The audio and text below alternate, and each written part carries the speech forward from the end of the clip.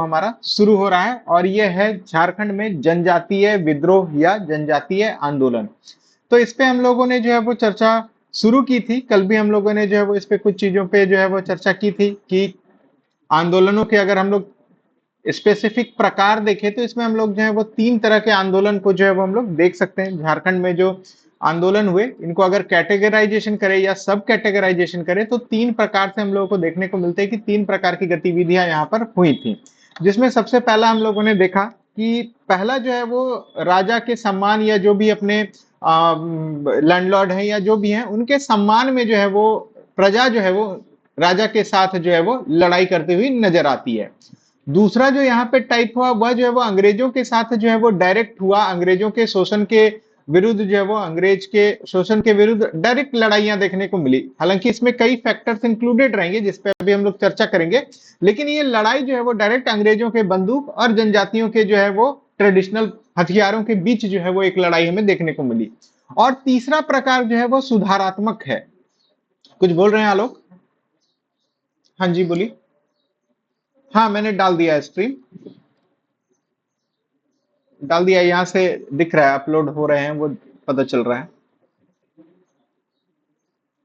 तो तीसरा जो प्रकार है वो सुधारात्मक है कि जनजातियों ने जब अपने विश्लेषण किया कि हम लोग इतना मजबूत होते हुए भी हम लोग जो है वो लड़ाई कर रहे हैं फिर भी हम हार जा रहे हैं, तो इसके पीछे जो है वो हमारा क्या उद्देश्य है या क्या जो है वो हम लोग कर सकते हैं। तो इसमें प्यूरिफिकेशन वगैरह के मैटर्स जो है वो यहाँ पर देखने को मिलेंगे, जिसमें आप देखेंगे कि ताना भगत आंदोलन का जो है वो प्रकृति आपको देखने को मिलेगा। इसके अलावा जो है वो आप देखेंगे हरि बाबा आंदोलन देखने को मिलेगा। इसके अलावा जो है वो हम देखेंगे खरवार आंदोलन देखने को मिलेगा। तो इस तरह से और भी आंदोलन जो है वो हम लोग देखेंगे जो उसका मूल नेचर जो है वो सुधारात्मक है। और ये सुधार जैसे ही होता है फिर इस पे जो है वो चीजें आगे बढ़ती हैं। तो जब झारखंड में आंदोलनों की प्रकृति या मूल नेचर के बारे में चर्चा करेंगे तो इस तीन प्रकार से हम इसको जो है वो बाइफरकेट कर सकते हैं। तीन प्रकार के आंदोलन जो है वो हम लोगों को देखने को मिलेंगे और इन्हीं चीजों पर जो है वो हम लोग चर्चा करेंगे और वन बाय वन जो है वो वन बाय वन जो है वो हम लोग करेंगे। रोहित, रोहित, थोड़ा आवाज कम करो और सोनल फोन कर रही है, देखो बात करो। तो मूल प्रकृति के बारे में जो है वो हम लोगों ने चर्चा करना है कि किस तरह से जो है वो आंदोलन यहाँ पर शुरू होते हैं। अब आंदोलन कुछ भी शुरू होता है उसके पीछे जो है वो दो फैक्टर्स हमें जो है वो नजर आएंगे। झारखंड में जो भी आंदोलन होगा इसके पीछे दो फैक्टर्स नजर आएंगे। एक फैक्टर है जो लॉन्ग टर्म फैक्टर है, यानी ये जो है वो कई समय से, पिछले विगत कई वर्षों से जो है वो कंपाइल होता होता होता जो है वो बारूद का ढेर की तरह जो है वो जमा होता रहेगा। कई फैक्टर्स इसमें जो है वो हम लोग देखेंगे कि होता रहेगा। और एक होगा हर आंदोलन का, हर विद्रोह का जो है वो एक इमीडिएट कॉज, इमीडिएट कॉज की एक कुछ ऐसी घटना घटी और इसमें जो है वो इस बारूद में जो है वो चिंगारी का काम जो है वो ये घटना जो है वो करेगी और विद्रोह जो है वो फूट पड़ेगा। तो हर आंदोलन जो हम लोग देखेंगे, कुल मिला के यहाँ पे 18 आंदोलन जो है वो हम लोग को देखना है। जनजातीय विद्रोह और आंदोलन, इसमें दो शब्द याद रखिएगा, विद्रोह और आंदोलन। अभी देखेंगे हम लोग इनमें क्या डिफरेंसेस आएगा, इन चीजों को हम लोग देखेंगे। तो कंबाइंड रूप से अगर झारखंड में अगर हम लोग देखेंगे तो कुल 18 जो है वो हम लोगों को गिनती के जो है वो पढ़ने हैं। इन सभी में कुछ ना कुछ आपको लॉन्ग टर्म फैक्टर्स देखने को मिलेंगे। प्राचीन काल से 10 साल, 20 साल, 50 साल से जो है ये फैक्टर जो है वो जमा होते होते होते होते जो है वो ढेर बन जाएंगे बारूद का और फिर कुछ ऐसी घटना घटेगी, इमीडिएट घटना घटेगी जो एक चिंगारी का काम करेगी और इस ढेर में जो है वो विस्फोट होगा। तो ये एक जनरल प्रकृति है, एक जनरल नेचर है झारखंड में आंदोलनों को जब आप गहन रूप से अध्ययन करेंगे तो इसका एक जनरल कैरेक्टरिस्टिक्स जो है वो इस तरह के फैक्टर्स में जो है वो हमें देखने को मिलेगा। आगे जब इस पे हम लोग चर्चा करते हैं तो सबसे पहला अगर विद्रोह हम लोग देखें तो यही 1767 में जो है वो ढाल विद्रोह जो है वो शुरू होता है। यही जो है वो हमारे विद्रोह के इतिहास का पहला विद्रोह जो है वो झारखंड में हमें देखने को मिलता है। एंड ये एंड में आकर के जो है वो कंटिन्यू होता है लगभग हरि बाबा के आंदोलन तक। हरि बाबा आंदोलन तक जो है वो चलता है, जिनको हम लोग दुका हो भी कहते हैं। तो यहां तक जो है वो चलता है और इसका ईयर अगर देखिएगा तो लगभग 1931 32 एग्जैक्ट ईयर 31 है। तो 32 तक जो है वो 31 32 तक जो है वो चलता है। तो 1767 से लेकर कुल मिलाकर 1931 तक जो है वो एक लंबा लगभग 164 65 वर्ष का 164 165 ईयर्स का जो है वो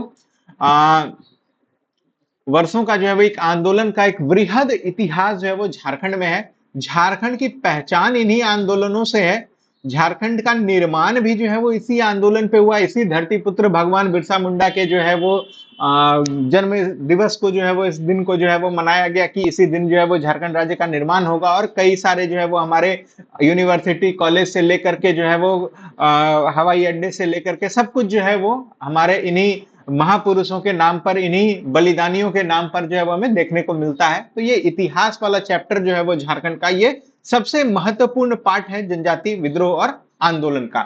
और एक बहुत वृहद इतिहास है। हम झारखंडियों को जो है वो इन्हीं आंदोलनकारियों के संतानों के रूप में, इन्हीं आंदोलनकारियों के पुत्रों के रूप में जो है वो हमें जाना जाता है। आप कभी भी जो है वो कोई पावरफुल स्पीचेस अगर सुनेंगे तो हम लोग जो है वो जरूर इनका जिक्र करते हैं। इसमें जो है वो हमारे जो है पूरा जनजातीय गौरव दिवस भी जो है वो आप देखेंगे कि भगवान बिरसा मुंडा के ही जन्म दिवस पर भारत सरकार ने जो है वो घोषित किया है। एक इंपॉर्टेंट फैक्ट ये भी है कि जो भगवान बिरसा मुंडा ये एकमात्र ऐसे ट्राइबल लीडर है जिनका पोर्ट्रेट संसद भवन में लगा हुआ है। एकमात्र ट्राइबल लीडर है जिनका पोर्ट्रेट जो है वो भारत के संसद में जो है वो लगा हुआ है, भगवान बिरसा मुंडा का। तो ये एक बहुत इनके सम्मान को बताता है। इनके इस आंदोलन के इतिहास में जो है वो भगवान बिरसा मुंडा का जो स्थान है, इस स्थान को बताने के लिए यह जो है वो काफी है। तो इस कदर जो है वो हमारे यहाँ आंदोलनों का इतिहास झारखंड में जो है वो रहा है। इवन आप बिहार में बीपीएससी के क्वेश्चंस को भी देखेंगे ना, तो बीपीएससी भी जो है वो भगवान बिरसा मुंडा के जो है वो सवाल जो है वो बिरसा मुंडा से रिलेटेड सवाल जो है वो पूछता है। अब भी इधर हाल फिलहाल में भी जो है वो एग्जाम्स में जो है वो ये क्वेश्चन आपको देखने को मिले हैं। तो ये जो है वो इस चीजों की इंपॉर्टेंस को बताता है। आगे हम लोग बढ़ते हैं तो सबसे पहले कुछ कारणों पर चर्चा करते हैं। कुछ भी अकारण होता नहीं, तो यहाँ पर विद्रोह जो हुए उसके कुछ कारण भी जो है वो हमें देखने को मिलते हैं। इन्हीं कारणों पर आज जो है वो हम लोग चर्चा करते हैं कि ऐसे क्या कॉमन, ये जनरली कॉमन फैक्टर्स हैं, ये जो है वो झकझोर देते हैं पूरे झारखंड को, पूरे झारखंड राज्य के निवासियों को। और सबसे बड़ी बात क्या है कि हम झारखंड राज्य के निवासी ट्रेडिशनली जो है वो स्वतंत्रता प्रिय निवासी हैं। स्वतंत्रता जो है वो हमें बहुत प्रिय है। चाहे आप देखें मुगलों जैसे स्ट्रॉन्ग शासन को का दौर रहा हो, वहां पर भी जो है वो भले ही हमने नियमित कर देने का वचन दे दिया हो कि हम नियमित कर देंगे, लेकिन हम लोग जो है वो फिर भी जब मौका मिलता है तब जो है वो हम जो है वो इस एग्रीमेंट को या इस जो है वो कर देने की बात को डिफाई करते हुए नजर आए हैं। और हमेशा जो है वो अपनी स्वतंत्रता को जो है वो बनाने का जो है वो प्रयास किए हैं। जब हम लोग बहुत जो है वो स्थितियां खराब हो गई, जब हम लोग रेजिस्टेंस नहीं दे पाते हैं, तब जो है वो हम लोग इस कर प्रदेश के रूप में जो है वो यहाँ पर अमूमन जनरली जो है वो हमें देखने को मिलता है।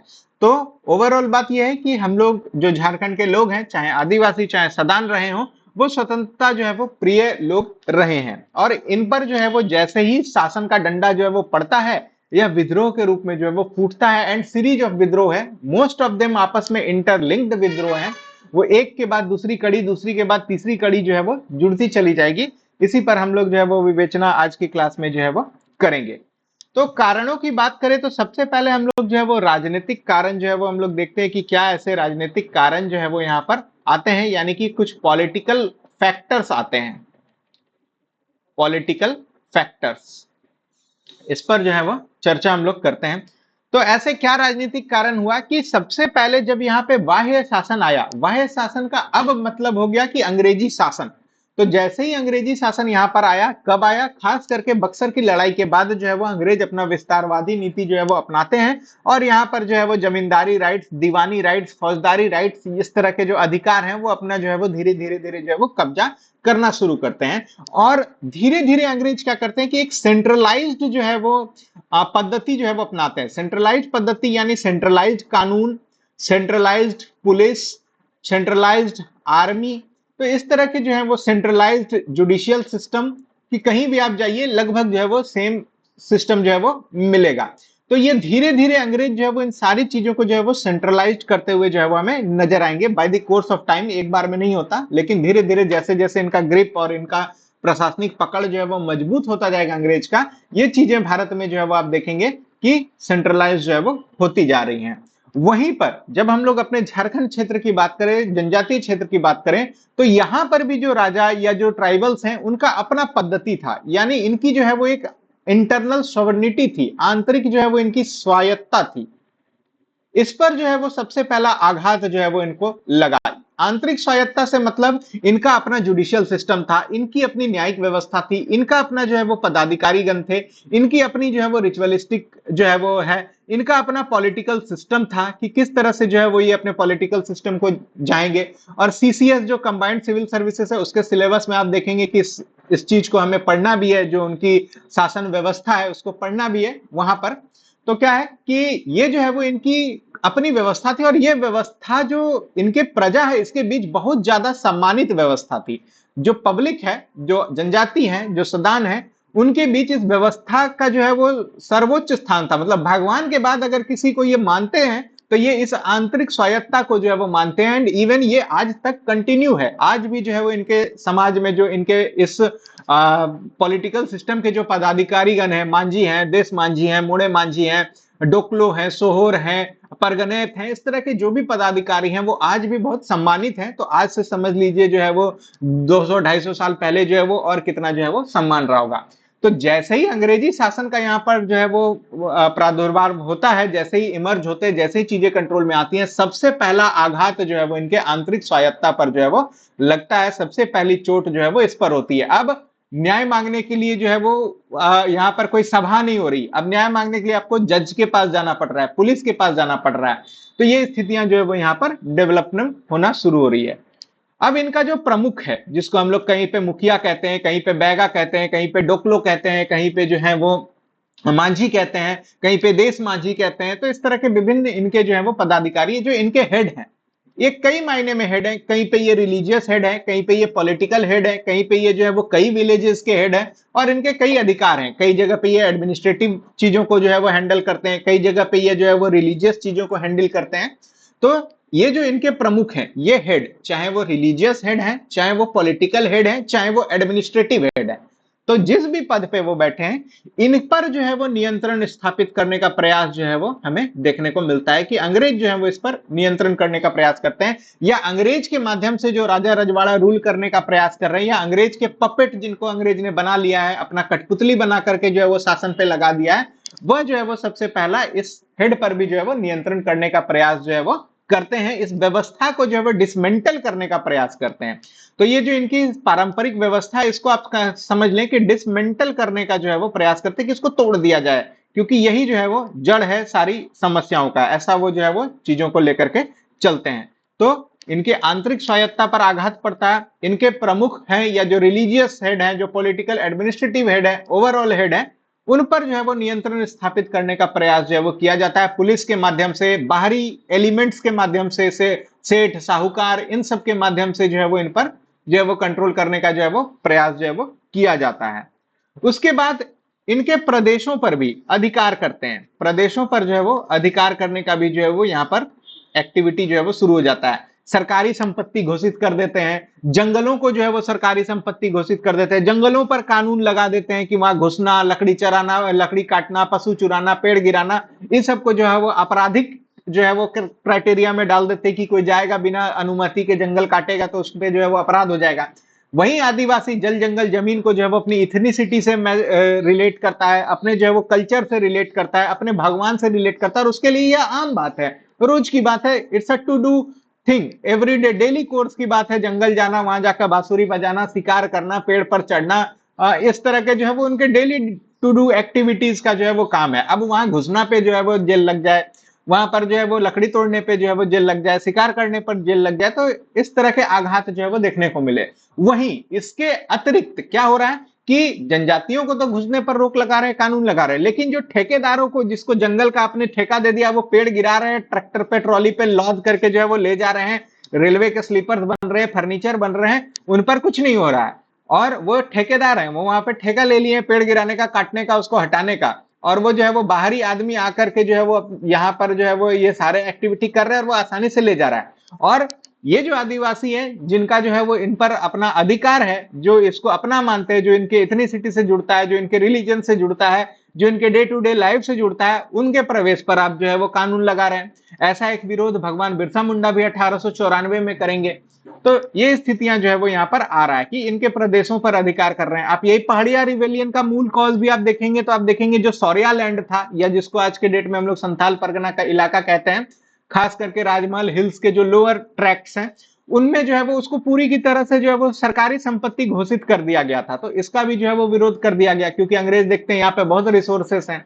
तो ये जो है वो वन ऑफ द मूल कारण बना। क्या बोले? हाँ जी, बिल्कुल बिल्कुल, सौरिया पहाड़िया का रीजन था, इस वजह से इसको सौरिया लैंड भी जो है वो कहा जाता था। सौरिया कंट्री या सौरिया लैंड भी जो है वो इसको कहा जाता था। और यहाँ पे जो है वो सबसे ज्यादा एक्टिविटीज जो है वो क्लीवलैंड और उनके पहले के पदाधिकारी को भी जो है वो कहा गया।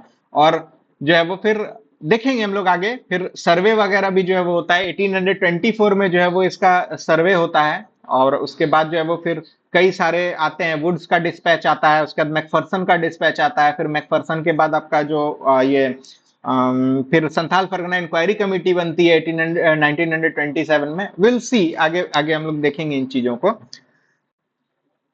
को देखेंगे आगे। तो अभी फिलहाल हम लोग कारणों पर चर्चा कर रहे हैं। तो राजनीतिक कारण जो है वो आते हैं। इसके बाद क्या हुआ कि इस क्षेत्र पर जो है वो नए कानून थोपे गए। एक सीरीज ऑफ नए कानून जो है वो थोपे गए। कहीं पे आप देखेंगे विल्किंसन रूल लगा दिया गया। तो संथाल परगना के क्षेत्र में यूल नाम के एक अंग्रेज पदाधिकारी थे, शायद आईजी रैंक के पदाधिकारी रहेंगे या एसपी रैंक के पुलिस पदाधिकारी थे। तो इस क्षेत्र में जो है वो यूल रूल जो है वो लगा दिया गया। तो इस तरह के नए कानून जो है वो थोप दिए गए। उसके बाद जो है वो जुडिशियल सिस्टम जो है वो यहाँ पर थोप दिया गया। और जो जनजाति है, जो सदान है, वो इस नए कानून से बिल्कुल अनभिज्ञ, क्योंकि वो ढंग से हिंदी तो जान नहीं पा रहे हैं, ढंग से जो है वो कम्युनिकेट तो जनरल लोगों के साथ कर नहीं पा रहे हैं, वो अंग्रेजी कानून को क्या समझेंगे। इवन हम आप जो है वो अंग्रेजी कानून को जो है वो बहुत अच्छे से आज तक जो है वो नहीं समझ पाते। जुडिशियल लैंग्वेज जब आप देखेंगे तो वो इतना साधारण लैंग्वेज नहीं होता, जैसे आम बोलचाल की अंग्रेजी बोलते हैं वो उतना आसान नहीं होता। तो उस दौर में समझिए नए कानूनों को जो है वो कर दिया गया। और इस नए कानून के हिसाब से अगर न्याय मांगना है तो आपको भागलपुर, देवघर, कलकत्ता जैसे जो है वो स्थानों पर जाकर के जो है वो न्याय मांगना था। तो आप समझ लीजिए आज ये इतना डिफिकल्ट है।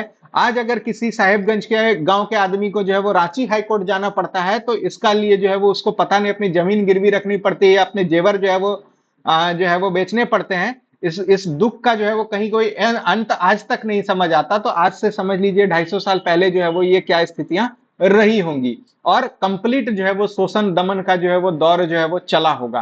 तो ये नए कानून जो है वो इससे अनभिज्ञ है। इस कानून के मुताबिक इनको कितना सजा हो गया, कितना जो है वो इनकी जमीन चली गई, कोई इनको आइडिया ही नहीं लग रहा है, कुछ पता ही नहीं चल रहा है। तो ऐसी भयावह स्थितियां जो है वो इनके साथ उत्पन्न कर दी गई। तो ये नए कानून से अनभिज्ञ थे। अब इस कानूनों में फिर वकीलों दलालों का भी जो है वो रोल आ जाता है कि वो भी जो है वो इनके साथ शोषण करते हैं। आगे हम लोग इन चीजों को देखेंगे। फिर इसके बाद क्या हुआ है कि जो कर्मचारी, अधीनस्थ कर्मचारी हुए, इनका भी जो है वो जबरदस्त शोषण चक्र जो है वो यहाँ पर चला।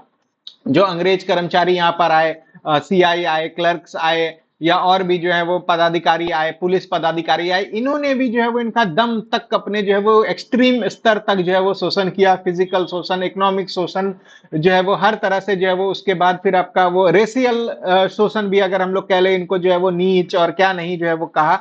इस तरह की स्थितियां जो है वो बनी। इससे इनके आत्मसम्मान को जो है वो बहुत ठेस जो है वो पहुंचा। इनके आत्मसम्मान को एकदम तार तार जो है वो कर दिया इन अधिकारियों ने। और ये मुख्यतः जो है वो बाहर से आए हुए लोग ही जो है वो थे, जो झारखंड क्षेत्र में लाए गए थे अंग्रेजों द्वारा या अन्य व्यवस्थाओं द्वारा, या फिर जो है वो व्यापार के सिलसिले में, या फिर जो है वो अन्य लोभ के सिलसिले में ही जो है वो यहाँ पर आए थे।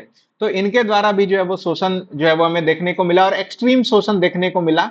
और इन्होंने जो है वो जनजाति और सदानों के आत्मसम्मान को जो है वो बहुत ठेस जो है वो पहुंचाई। इसके बाद आप देखेंगे कि जो राजा जमींदार हैं, इन लोगों के तरफ से भी जो है वो बहुत असंतोष की स्थिति जो है वो आ गई। क्योंकि अब ये भी जो है वो अधीन, अंग्रेजों के जो है वो अधीनस्थ हो गए। अंग्रेज भी जो है वो इन पर टैक्स लगा दिए। अभी तक इनको जो है वो किसी को टैक्स नहीं देना था। अभी तक नागवंश को किसी को टैक्स नहीं देना था, या देना भी था तो इतना नॉमिनल हुआ करता था कि आपका जो है वो प्रजा पर इसका बोझ जो है वो नहीं पड़ रहा था। लेकिन जैसे ही अब अंग्रेज जो है वो यहाँ पर फैक्टर्स आ जाते हैं, इन पर भी जो है वो एक्सेसिव टैक्सेशन जो है वो लगा देते हैं। अब क्या है कि इनको टैक्स इविक्ट अगर करते हैं तो इनकी जमीन की नीलामी भी जो है वो कर देते हैं। कि अगर आप जो है वो खास करके इसका असर जो आप देखेंगे परमानेंट सेटलमेंट के बाद जो है वो 1793 में जो परमानेंट सेटलमेंट हुआ, इसके बाद जो है वो इसका असर जो है वो बहुत ज्यादा देखने को मिला। अगर ये समय पर जमीन नहीं दे रहे हैं तो इनकी जमीन को जो है वो नीलाम कर रहे हैं। नीलाम जो हो रही है, इसके बाद क्या फैक्टर सबसे इंपॉर्टेंट हो रहा है कि एब्सेंटी लैंडलॉर्डिज्म जो है वो बढ़ रहा है। एब्सेंटी लैंडलॉर्डिज्म, इसका क्या मतलब हुआ कि अब ये मान लीजिए कर नहीं दे पा रहे हैं, मान लीजिए कोई चंक ऑफ लैंड है, मान लेते हैं धनबाद का इलाका है और इस पे कोई शासन जो है वो कर रहे हैं, ये समय पर टैक्स नहीं दे पा रहे हैं। अब अंग्रेज जो है वो धमकी दे रहे हैं कि हम इसको नीलाम कर देंगे, इसको जो है वो ऑक्शन कर देंगे। अब ये ऑक्शन जो है वो हो रहा है मान लीजिए, तो अब ये ऑक्शन में कहीं पर भी बैठा जमींदार, हो सकता है चेन्नई में बैठा हो सकता है गोवा में बैठा हो सकता है दिल्ली में बैठा हो सकता है लाहौर में बैठा हो सकता है लंदन में बैठा हुआ जमींदार जो है वो इसकी जमींदारी राइट्स जो है वो हासिल कर ले रहा है। और क्या हो रहा है कि वो कभी आज तक झारखंड क्षेत्र आया भी नहीं है, वहां से बैठे बैठे यहाँ पर अपने छोटे छोटे अधीनस्थों को जो है वो यहाँ पर दे दे रहा है, जिनको हम लोग सामंत या टीनेंट्स के नाम से जान रहे हैं, उनको जो है वो दे दे रहा है और उससे जो है वो अपना एनुअल जो है वो मांग ले रहा है कि चलो अंग्रेज को 1,000 देना है तो तुम जो है वो हमको 1,500 रुपया दो, बीच का 500 रुपया मेरा प्रॉफिट। अब ये 1,500 रुपया जो है वो इस फील्ड से उठाने के लिए जो इनका सबऑर्डिनेट है वो यहाँ पे 2,000 रुपए थोप रहा है। तो इस तरह से जो है वो टैक्स का रेट भी जो है एब्सेंटी लैंडलॉर्डिज्म की वजह से जो है वो टैक्स का रेट भी जो है वो यहाँ पर एक्सेसिव हो रहा है और उसको वसूल करने के लिए भी जो है वो बहुत ज्यादा जो है वो मशक्कत जो है वो हो रही है। मतलब लोगों पर जो है वो अत्याचार जो है वो बढ़ रहे हैं, अगर नहीं समय पर वो टैक्स दे पा रहे हैं तो उनके गायों को खोल के ले जा रहा है, उनके पशुओं को ले जा रहा है, इतना तक निकृष्ट हो गया कि महिलाओं तक को जो है वो उठा के ले जा रहा है। तो इस तरह की जो है घटनाएं, रिकॉर्डेड घटनाएं जो है वो आपको यहाँ पर देखने को मिलेंगी। और इन सब में जो है वो साथ कौन दे रहा है? अंग्रेजों की पुलिस, उस पर अत्याचार करना है, उसके यहाँ से कुर्की जब्ती करनी है तो पुलिस साथ दे रही है। जो है वो लठैत है, लठैतों को रख रहे हैं, वो उनका साथ दे रहे हैं। तो इस तरह से जो है वो आप देखेंगे शोषण अत्याचार का जो है वो दमन चक्र जो है वो बहुत बुरी तरह से जो है जब मकड़ जाल में जो है वो झारखंड जो है वो फंसता चला जा रहा है। एंड विद्रोह के जो है वो ये सब फिर कारण जो है वो बनते जा रहे हैं। तो जो राजा जमींदार जिसके प्रति यहाँ के लोगों की बहुत श्रद्धा थी, बहुत आस्था थी, वह भी जो है वो अब शोषणकारी एलिमेंट्स के चक्कर में फंस करके जो है वो यहाँ पर अपना सम्मान जो है वो खोते हुए नजर आएंगे। और वहां पर जो है वो इनका जो प्रतिष्ठा था वह भी जो है वो टैक्स के चक्कर में जो है वो धूमिल होता हुआ नजर आएगा। और कुछ ऐसे विद्रोह भी हमें देखने को मिलेंगे जो राजा जमींदार के अगेंस्ट में भी जो है प्रजा खड़ी हो जाती है। और खास करके आप जो है वो देखेंगे कि तमाम के क्षेत्र में ऐसा जो है वो हमें देखने को मिलेगा आगे चल के। तो राजनीतिक फैक्टर्स में जो है वो हम लोगों ने जो चर्चा की, इस पर हमने देखा कि इनकी आंतरिक स्वायत्ता पर जो है वो आघात हुआ, इनके जो प्रमुख या जो इनके रिलीजियस पॉलिटिकल एडमिनिस्ट्रेटिव हेड आदि हैं उसको जो है वो उस पर नियंत्रण करने का प्रयास किया गया, उनकी व्यवस्थाओं को डिसमेंटल करने का प्रयास किया गया। उसके बाद तीसरा फैक्टर अगर हम लोग देखें तो इनके प्रदेशों पर जो है वो अधिकार करने की जो है वो चीजें की गई। उसके बाद नए कानून जो है वो यहाँ पर थोपे गए। उसके बाद जो यहाँ पर अधीनस्थ कर्मचारी थे उनके द्वारा शोषण वगैरह किया गया, इनके आत्मसम्मान को जो है वो ठेस पहुंचाया गया। उसके अतिरिक्त जो है वो राजा जमींदार जो है वो उनके द्वारा भी जो है वो अब अंग्रेजी व्यवस्था आने के बाद जो है वो इनको खास करके जो है वो शोषण का जो है वो एलिमेंट में जो है वो शामिल होते हुए जो है वो देखा गया। तो ये जो है वो इनकी राजनीतिक जो फैक्टर्स हम लोग देख रहे हैं उसमें जो है वो चीजें आती हैं कि यहाँ पर जो है वो राजनीतिक तौर पर किस तरह से जो है वो चीजें होनी शुरू हुई। इसके बाद जो है वो आप देखेंगे कि अगला जो है वो विद्रोह करना जो है वो इंपॉर्टेंट हो गया। नेक्स्ट हम लोग बात करें आर्थिक कारण, यानी कि इकोनॉमिक फैक्टर क्या हुए।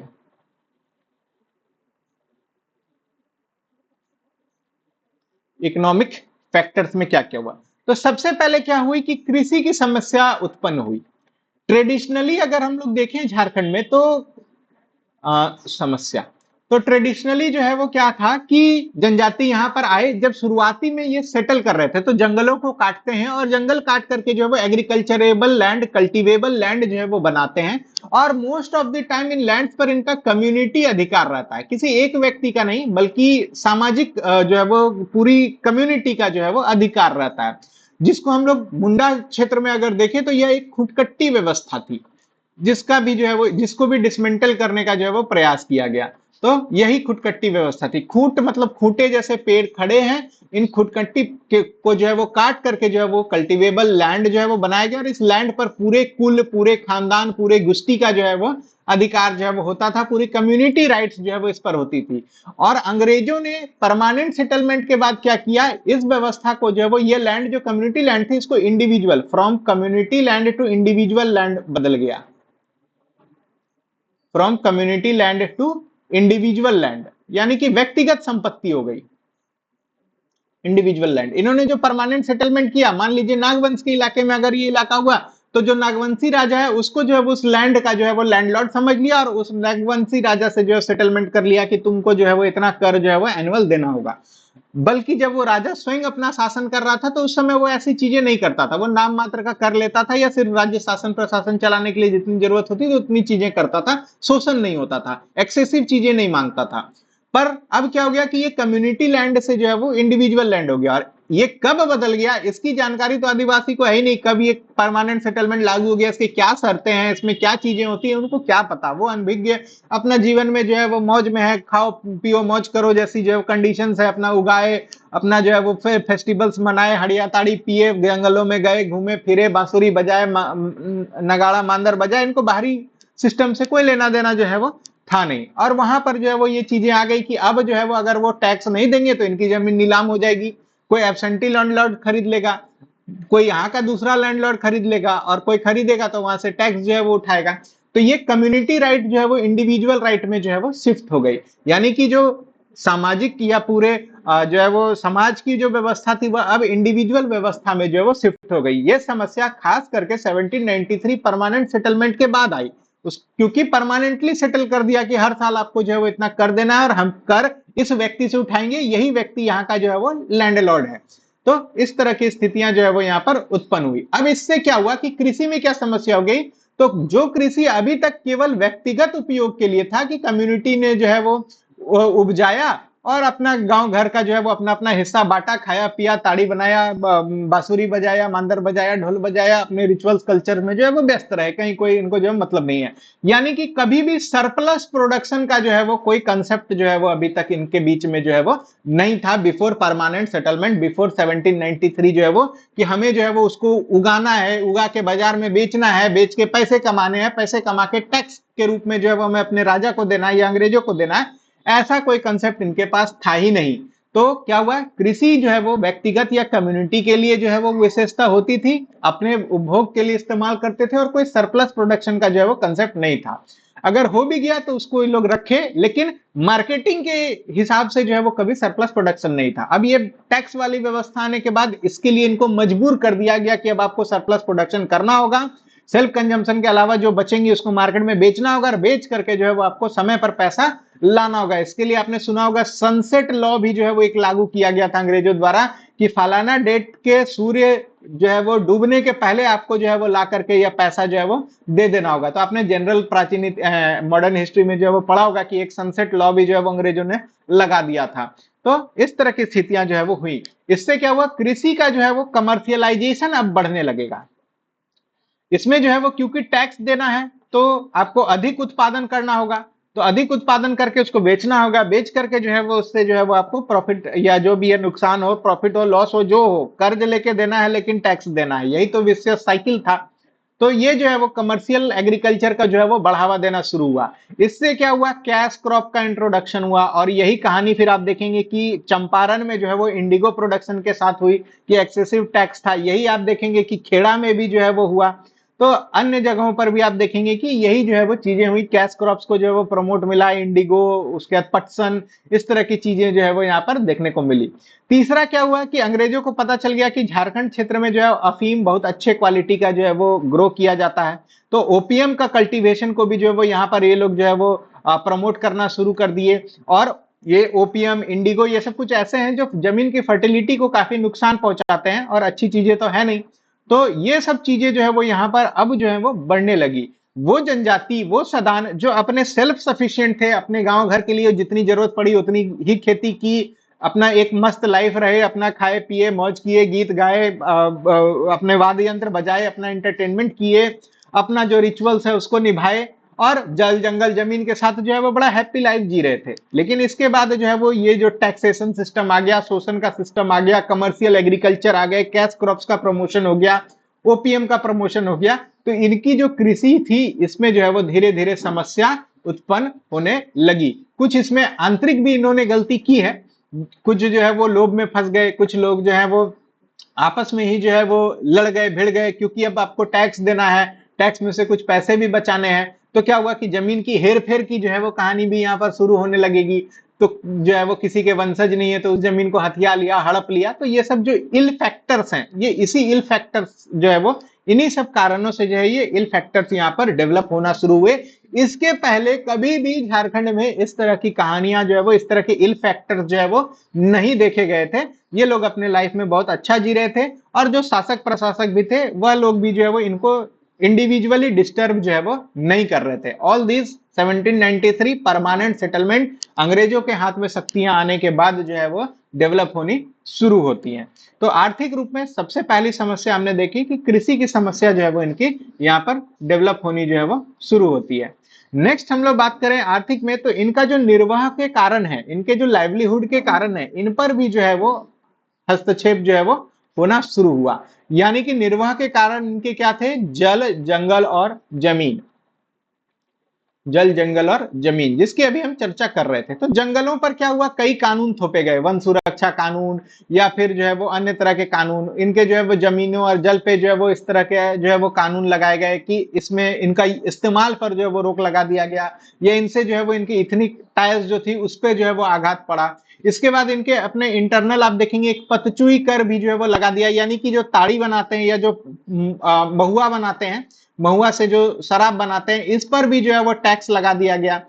1824 में ये आई, फिर 26 में 1824 में लगाया गया, फिर इतना स्ट्रांग विरोध दिया कि 1826 में इस पतचुई कर को जो है वो वापस भी लिया गया। तो ये फैक्टर जो है वो यहाँ पर आने शुरू हुए कि इनका जो ये सब क्या है, इनका इंटरनल मामला है। ये अपना कंजम्पशन के लिए ताड़ी बनाते हैं, और ये ताड़ी जो है वो सिर्फ इनके कंजम्पशन के लिए नहीं बल्कि इनकी पूजा पद्धति में भी शामिल था। तो इसका एक रिलीजियस फैक्टर है। आज भी देखेंगे हड़िया का तापन चढ़ाया जाता है। तो व्हाट वाज दिस? उस तापन के लिए जो है वो हड़िया का जो है वो इस्तेमाल करते थे। सेल्फ कंजम्पशन तो था ही था। मरांग गुरु को जो है वो चढ़ाया जाता था। तो कई जगह पे आप देखेंगे कि इसका जो है वो रिलीजियस इंपॉर्टेंस भी है, आज भी है। तो ये चीजें जो है वो डिस्टर्ब होना शुरू हो गई। इस पर अचानक से कर लग जाएगा। मान लीजिए आपको अक्षत चढ़ाने पर कर लग जाएगा, आपको टीका लगाने पर कर लग जाएगा, आपको मोली धागा बांधने पर कर लग जाएगा, आप जो है वो मान लीजिए मुसलमान है तो आप पे नमाज पढ़ने पर कर लग जाएगा, आप जो है वो हिंदू है तो आपकी प्रार्थना करने पर कर लग जाएगा। तो कैसा महसूस होगा? विरोध तो करेंगे ना। तो यही चीजें जो है वो यहाँ पर भी होना जो है वो शुरू होती है कि इनके जल पर, जल जो सोर्सेस है उन पर जो है वो कर लगना शुरू हो गया। इनके जंगलों पर घुसने और वहां पे जो है वो कंद मूल फल या पेड़ काटने, लकड़ी काटने पर जो है वो इनको जो है वो जेल फांसी होने लगी। इनकी जमीनें जो है वो छीनी जाने लगी। कुछ आंतरिक लोग जो है वो इसमें डिस्टर्ब करते हैं, कुछ बाह्य लोग भी जो है वो इसमें डिस्टर्ब करते हैं। तो इनकी जमीनें भी जो है वो हेर फेर होने लगी। पहले जो है वो हेर फेर होने लगी, बाद में हड़पी जाने लगी, एब्सेंटी लैंडलॉर्डिज्म आ गया। जमीन जो इनकी कम्युनिटी राइट्स थी, पूरा सामूहिक अधिकार था, वो अब व्यक्तिगत अधिकार में जो है वो बदल गया। इंडिविजुअल, और ऐसा इंडिविजुअल जो कभी झारखंड की धरती पर आया भी नहीं है, वो कहीं बैठ के, हैदराबाद में बैठ के, पुणे में बैठ के झारखंड की जमीन को नीलामी में जो है वो खरीद ले रहा है, और वहां से जो है वो इन चीजों को कर का जो है वो थोप दे रहा है। पंजाबियों का जो है वो आप देखेंगे यहाँ पर फैक्टर हमें देखने को मिलेगा कि वो भी आए यहाँ पर जमीन लिए। तो बाहरी लोग जो है वो यहाँ पर आना शुरू कर देते हैं। तो ये सब क्या है? इन जनजातियों के, इन सदानों के निर्वाह कारण है। हाँ, कुछ बोल रहे हैं?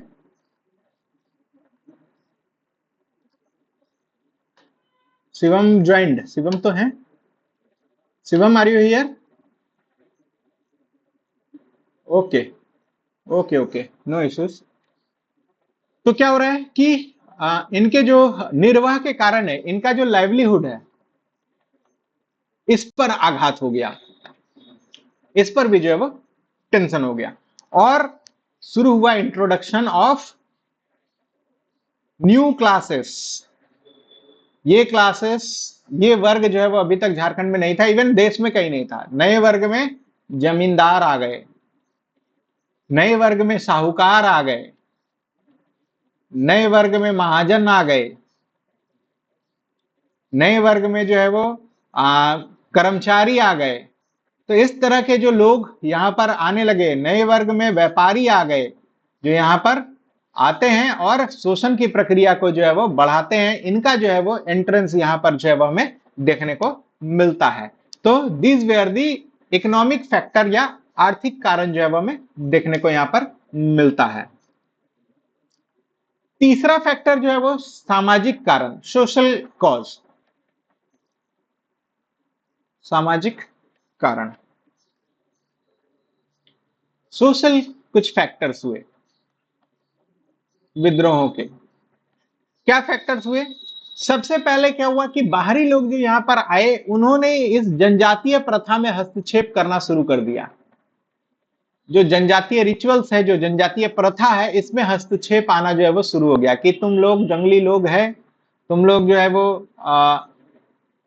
यहाँ पर जो है वो गलत तरह का रिचुअल्स करता है या जो भी है, इनकी जो प्रथा है इसको जो है वो एक तरह से मौकरी का विषय जो है वो बनाना शुरू कर दिया, एक तरह के मजाक, एक तरह से हीनता का एक जो है वो भावना जो है वो शुरू कर दिया, इनके कल्चर्स पर जो है वो टिक्का टिप्पणी करनी जो है वो शुरू कर दी।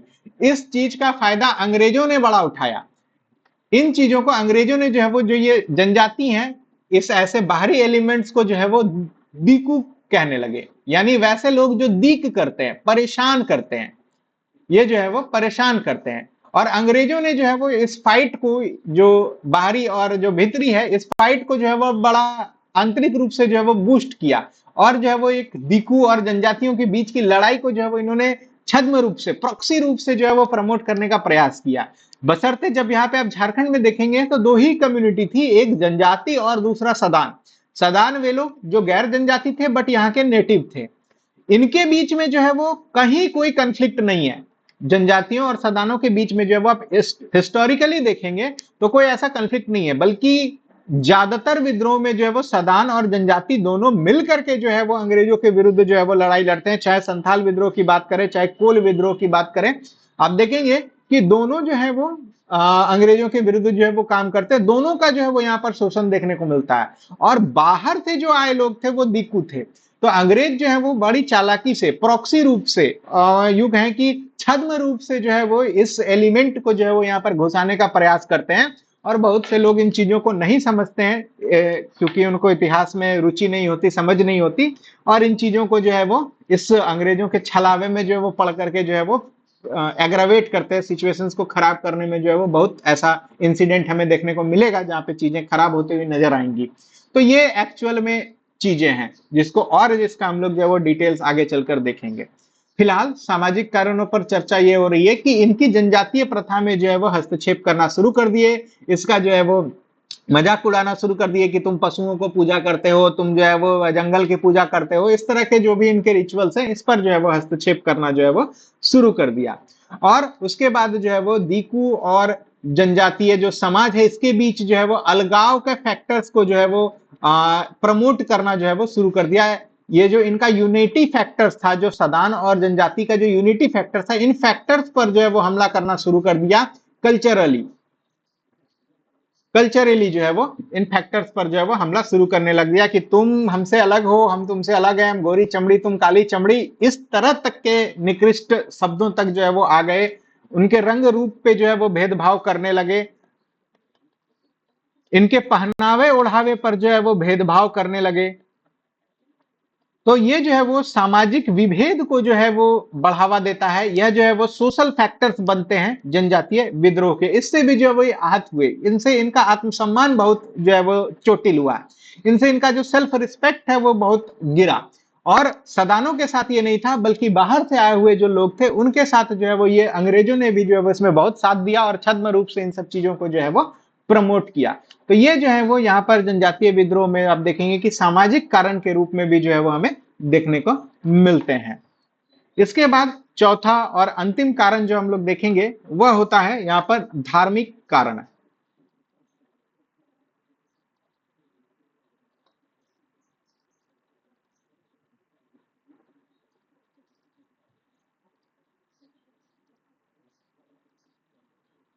नेक्स्ट हमारा धार्मिक कारण, चौथा धार्मिक कारण। तो धार्मिक कारण में आप देखेंगे यहां पर कई बार ईसाई जो धर्म प्रचारक हैं इनकी गतिविधियां जो है वो बहुत संदिग्ध हैं, कुछ अच्छे भी हैं और कई बार जो है वो संदिग्ध हैं। तो इनकी जो गतिविधि रही यह भी जो है वो संदेह के घेरे में है। कई बार जो है वो आप देखेंगे कि कन्वर्जन फैक्टर जो है वो यहां पर देखने को मिलेगा, और खास करके कोल विद्रोह के बाद जो है वो आप देखेंगे यह फैक्टर जो है वो ज्यादा तेजी से देखने को मिला। एक ऐसा भी कंडीशन आएगा इतिहास में जहां पर बाहरी लोगों के प्रवेश को अंग्रेज जो है वो रोक देंगे, केवल अंग्रेज और ईसाई धर्म प्रचारक ही जो है वो यहां पर आएंगे।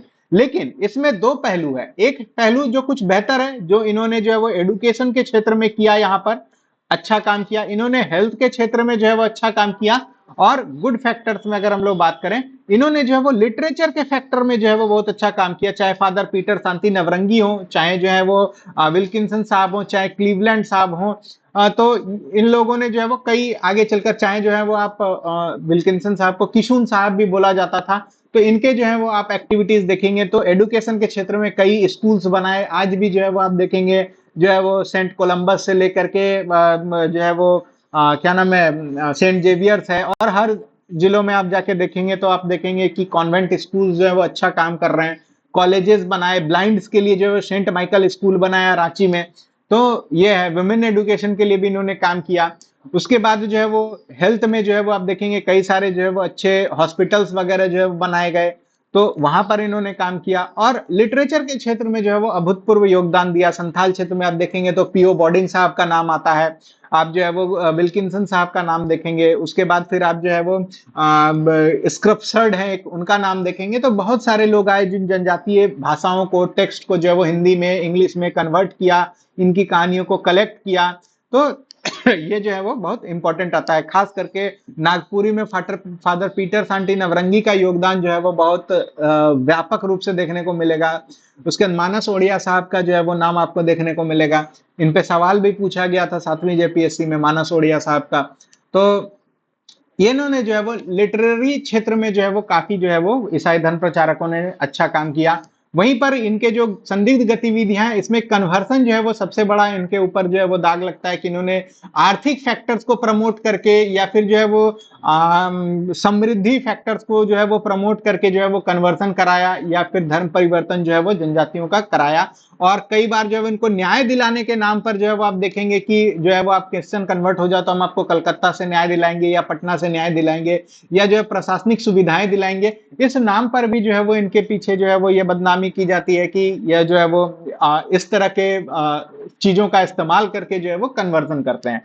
तो ओवरऑल जो है वो आप देखेंगे कि इनकी गतिविधियां जो है वो यहाँ पर आती हैं, और यह भी जो है वो इनके धर्म में जो है वो इनके कल्चर में जो है वो डिफरेंसेस क्रिएट करने का जो है वो प्रयास करती हैं।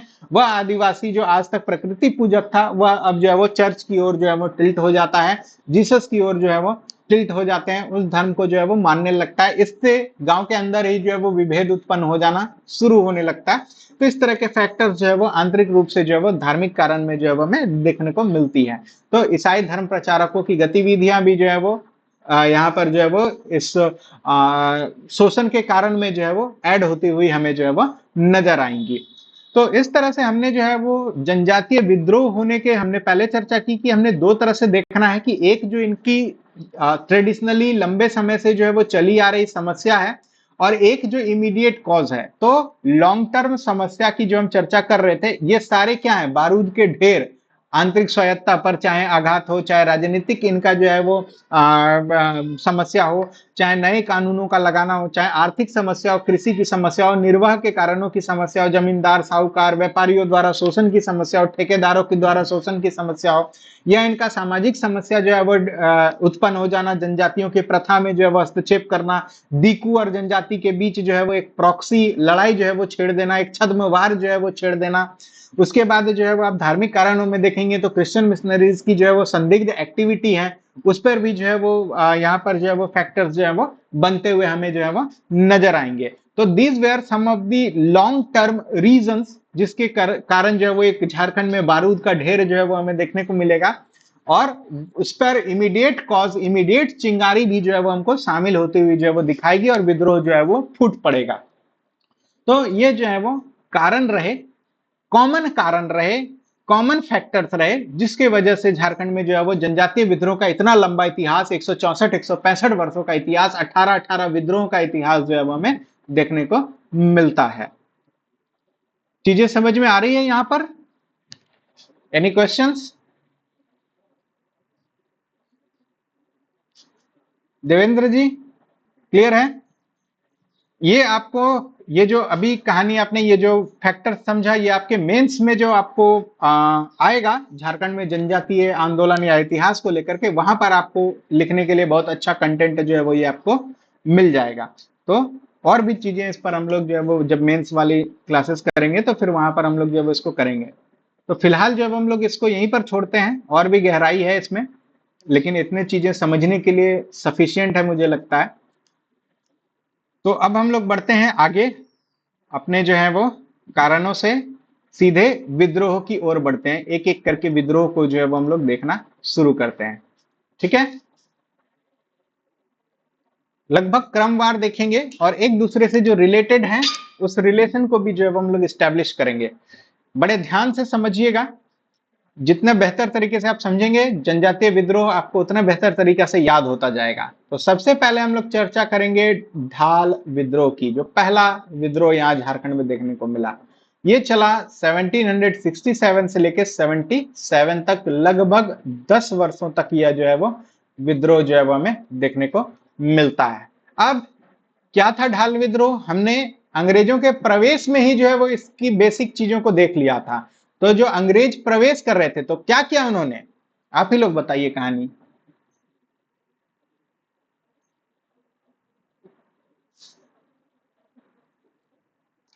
बताइए, इतना सोचना क्या है।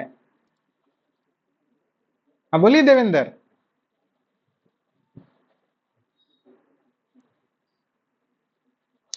ठीक है।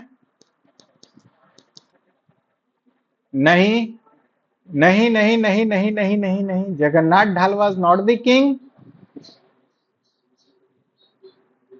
हाँ जी, नेतृत्व में होना और किंग होना दोनों अलग बातें हैं। बाद में उनको जो है वो अंग्रेजों ने वहां राजा बनाया, उसके पहले उनका कोई चाचा जो है वहां पे राजा था, जिसका कि हमें नाम जो है वो इतिहास में स्पष्ट नहीं है। चलिए आगे बढ़िए।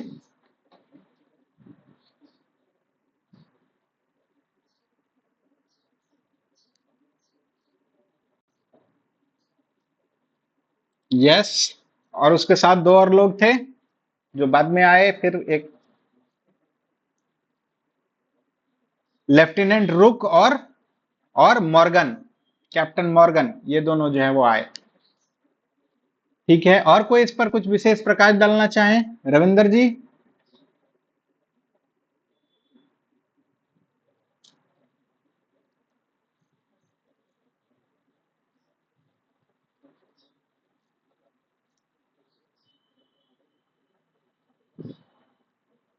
फाइनली 4,000 सालाना का जो है वो कर उसके साथ जो है वो तय किया गया था। उसके पहले एक बार नीमू ढाल को भी जो है, जगन्नाथ ढाल के भाई को भी जो है वो यहाँ पर राजा बना करके जो है वो चीजों को कंट्रोल में लाने का प्रयास किया गया था, बट एक अनसक्सेसफुल प्रयास जो है वो हमें देखने को मिला था।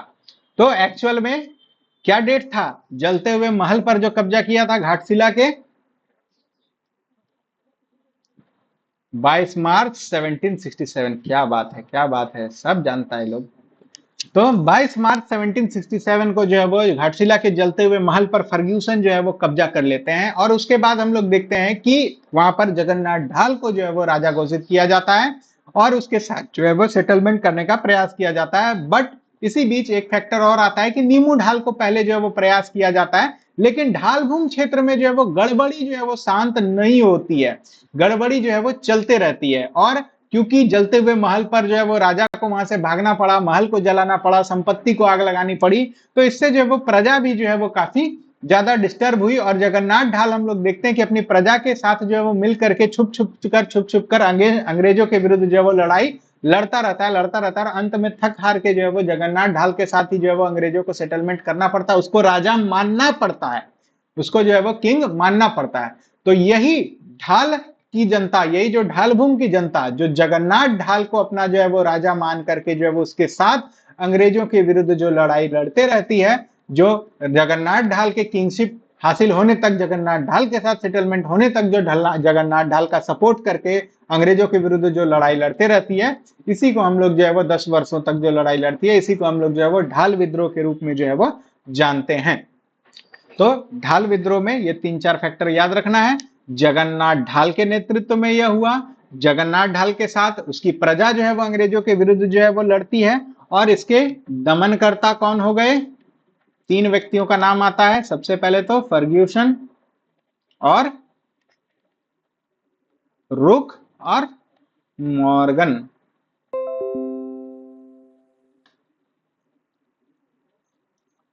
रुक और मॉर्गन। तो ये इतनी सी चीजें जो है वो यहाँ पर ध्यान में रखनी है ढाल विद्रोह में। इसका ऑलरेडी हमने जो है वो इतिहास यहाँ पर देख लिया। नेक्स्ट हम लोग बात करेंगे चुआड़ विद्रोह। चुआड़ विद्रोह 1769 से लेकर के 1805 तक चला। कुछ कह रहे हैं कोई?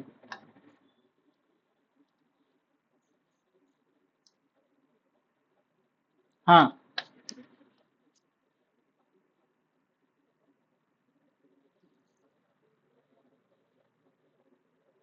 हम्म।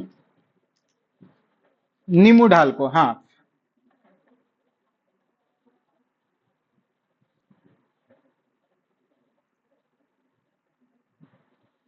नहीं, जब तक जगन्नाथ ढाल को फाइनली अंग्रेज राजा नहीं मान लिया और उसके साथ जो है वो शांति संधि, सेटलमेंट संधि नहीं कर ली, उस बीच 10 सालों तक जो है वो ये लड़ाई लड़ते रहे और इसमें प्रजा इनकी साथ देती रही। और इसी 10 साल के ड्यूरेशन को जो है वो जगन्नाथ ढाल विद्रोह के रूप में हम लोग जो है वो जानते हैं, क्योंकि ये अगेंस्ट दी अंग्रेज था ना यार।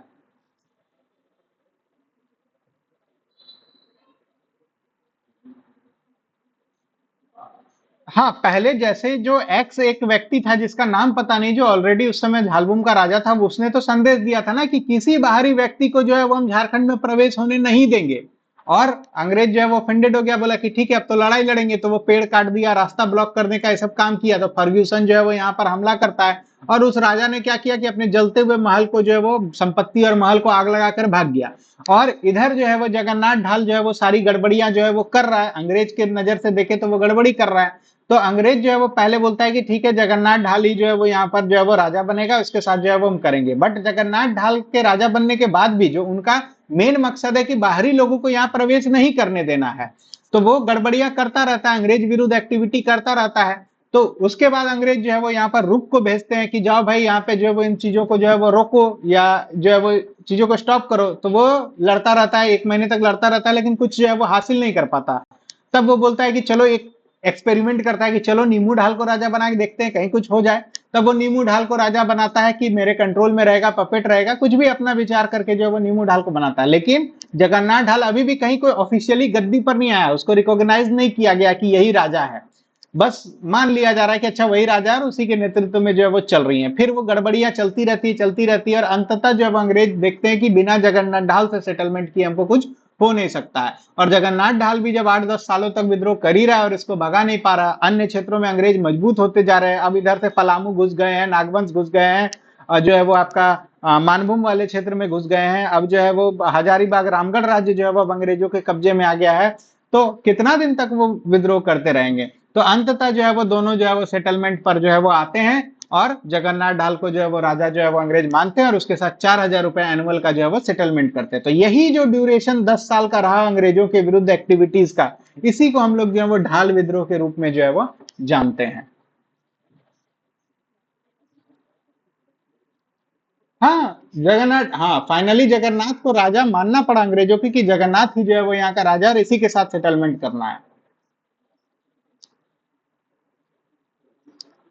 चलिए, क्लियर है ढाल विद्रोह? तो ढाल विद्रोह का ड्यूरेशन अंग्रेजों के प्रवेश के साथ शुरू होता है और जगन्नाथ ढाल से जब तक 4,000 रुपए का सेटलमेंट नहीं करता है, यानी कि 10 वर्ष लगभग जो है वो चढ़ता है। तो ढाल विद्रोह का ड्यूरेशन आप देखेंगे 1767 से 77 तक रहता है। हालांकि उसके बाद भी, सेटलमेंट के बाद भी गड़बड़ी समाप्त नहीं होती। वो लोग लड़ाका कोल है, ऐसा थोड़ी मान जाएंगे कि एक बार सेटलमेंट कर दिया तो चुप रहेंगे। तत्काल थोड़ी शांति होती है, फिर तो वो विद्रोह करते रहते हैं। अंतिम में जब तक विल्किंसन रूल लागू नहीं हो जाता है 1834-35 में, जब तक स्वाफा का गठन नहीं हो जाता, जब तक इसको कोल्हान एक नया इलाका जो है वो घोषित नहीं कर देते हैं, तब तक पूर्ण कंट्रोल थोड़ी होता है। तब तक चीजें शांत होती हैं, फिर उठता है, फिर शांत होता है, फिर उठता है, शांत होता है। लेकिन ओवरऑल कोई ऐसा विद्रोह का जो है वो उसको कैरेक्टर या नाम जो है वो हम लोगों ने इतिहास में उसको नहीं दिया, क्योंकि छिटपुट छिटपुट घटनाएं जो है वो घटती रहती है। और जगन्नाथ ढाल भी इतना दिन तक थोड़ी रहा होगा, उसकी भी तो स्वाभाविक मृत्यु हुई होगी कभी। तो विद्रोह का जो ड्यूरेशन है, इसको जो है वो 1767 से 1777 तक माना जाता है। झारखंड में पहला जनजातीय विद्रोह माना जाता है। क्यों हुआ, इसके सारे फैक्टर्स को जो है वो हम जानते हैं। और अंग्रेजों के विरुद्ध जो है वो पहली बार जब अंग्रेज जो है वो सिंहभूम के इलाके से प्रवेश करते हैं, तो यही ढाल भूम जो है वो ढाल वंश जो है वो इसका रेजिस्टेंस देने का काम जो है वो करता है।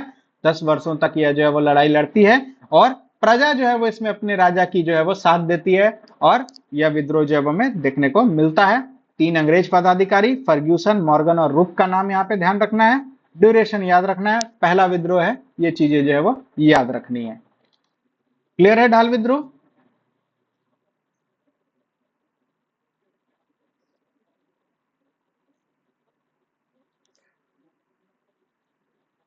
हाँ, 4267, हाँ बिल्कुल, फिर बाद में वो एग्जैक्ट वही फिगर है। पहले 4000 पे करता है, फिर 4267 पे फाइनली होता है। वो तो रिवीजन की बात है ना, आज 4257 है, फिर आगे चल के हो सकता है कभी 6-8 हजार पे हुआ होगा जो इतिहास में नहीं लिखा गया हो, मिस कर गया, स्किप कर गया हो।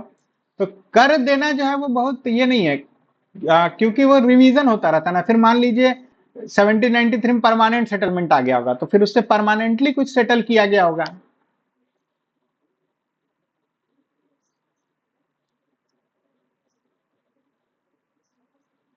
1800 में है, हाँ तब तक परमानेंट सेटलमेंट हो गया।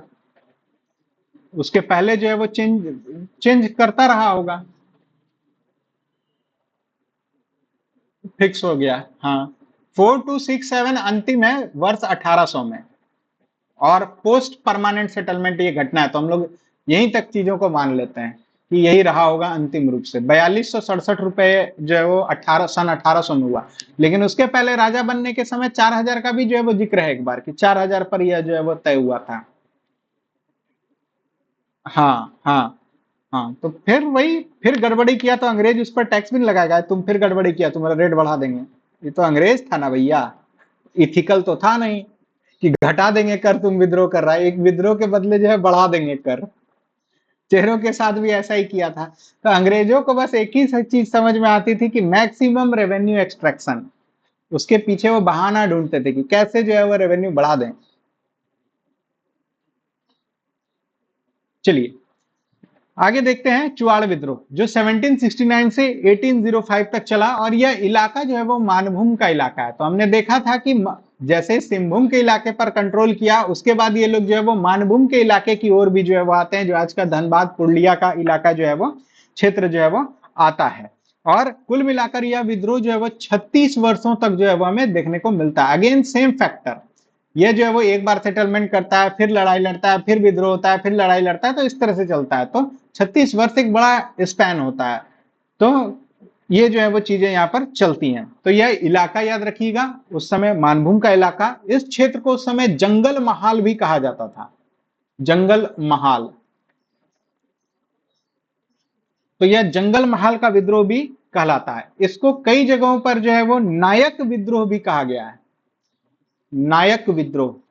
तो अगर कभी यह शब्द दिख जाए कि नायक विद्रोह से क्या समझते हैं, या यह टर्म दे दिया जाए, तो कंफ्यूज नहीं करिएगा। जो किताबें हैं आपकी रेफरेंस मटेरियल में, उसमें यह चीजें नहीं लिखी हुई हैं। अब ध्यान रखिएगा कि इसको नायक विद्रोह भी जो है वो कहा जाता है, चुआड़ विद्रोह को। तो यह 1769 से 1805 तक चली, मानभूम के इलाके में चली, 36 वर्षों तक का रहा एरिया। अंग्रेज इसको जंगल महाल इलाके के नाम से जानते थे। आज का धनबाद पुरुलिया आदि का इलाका जो है वो इसमें इंक्लूड होता है। यह नायक विद्रोह के नाम से भी जो है वो जाना जाता है। यहां पर जो लोग रहते थे उसको अंग्रेज क्या कहते थे? चुहाड़। आज भी जो है वो, तो आज भी ये शब्द जो है वो, हाँ आज भी फेमस है। हमारे दादाजी जो है वो ऐसे ही बोलते थे, ये चुहाड़ लोग पढ़ेगा लिखेगा नहीं। तो ये जो है वो शब्द आज भी जो है वो बोला जाता है। तो चुहाड़ यानी कि जो निकृष्ट लोग हैं, या जो है वो नीच लोग हैं, या जो बदमाश लोग हैं, उनके लिए यह टर्म जो है वो यूज किया जाता था। तो इन्हीं ने जो विद्रोह किया, इसी को जो है हम लोग चुहाड़ विद्रोह के नाम से जो है वो जानते हैं। तो असल में ये लोग कौन थे? ये लोग जो है वो भूमिज जनजाति के लोग हैं असल में, भूमिज। तो ये भूमिज जो है वो करते क्या थे कि इस क्षेत्र में रहा करते थे, और ये लोग जो है वो जंगल साफ करके खेती करने का काम करते थे, जंगल क्लीन करके जो है वो एग्रीकल्चर करते थे, साथ में पशु पक्षी का शिकार करते थे। इसके साथ साथ जो है वो जंगल में जो पैदा होने वाली वस्तुएं हैं, कंद मूल, ये सब जो है वो उनका जो है वो मार्केटिंग करके उनको जो है वो बेच करके अपना गुजारा जो है वो करते थे। तो ये 3-4 इनकी जो है वो मुख्य एक्टिविटी के रूप में जो है वो देखी जाती है। पहले तो खेती, जंगल साफ करके, दूसरा जो है पशु पक्षियों का शिकार करना, और तीसरा जो है वो जो जंगली प्रोडक्ट्स हैं, कंद मूल फल जड़ी बूटी, ये सब जो है वो इन सबको बेच करके जो है वो गुजारा जो है वो अपना करने वाली जो है वो जनजाति थी।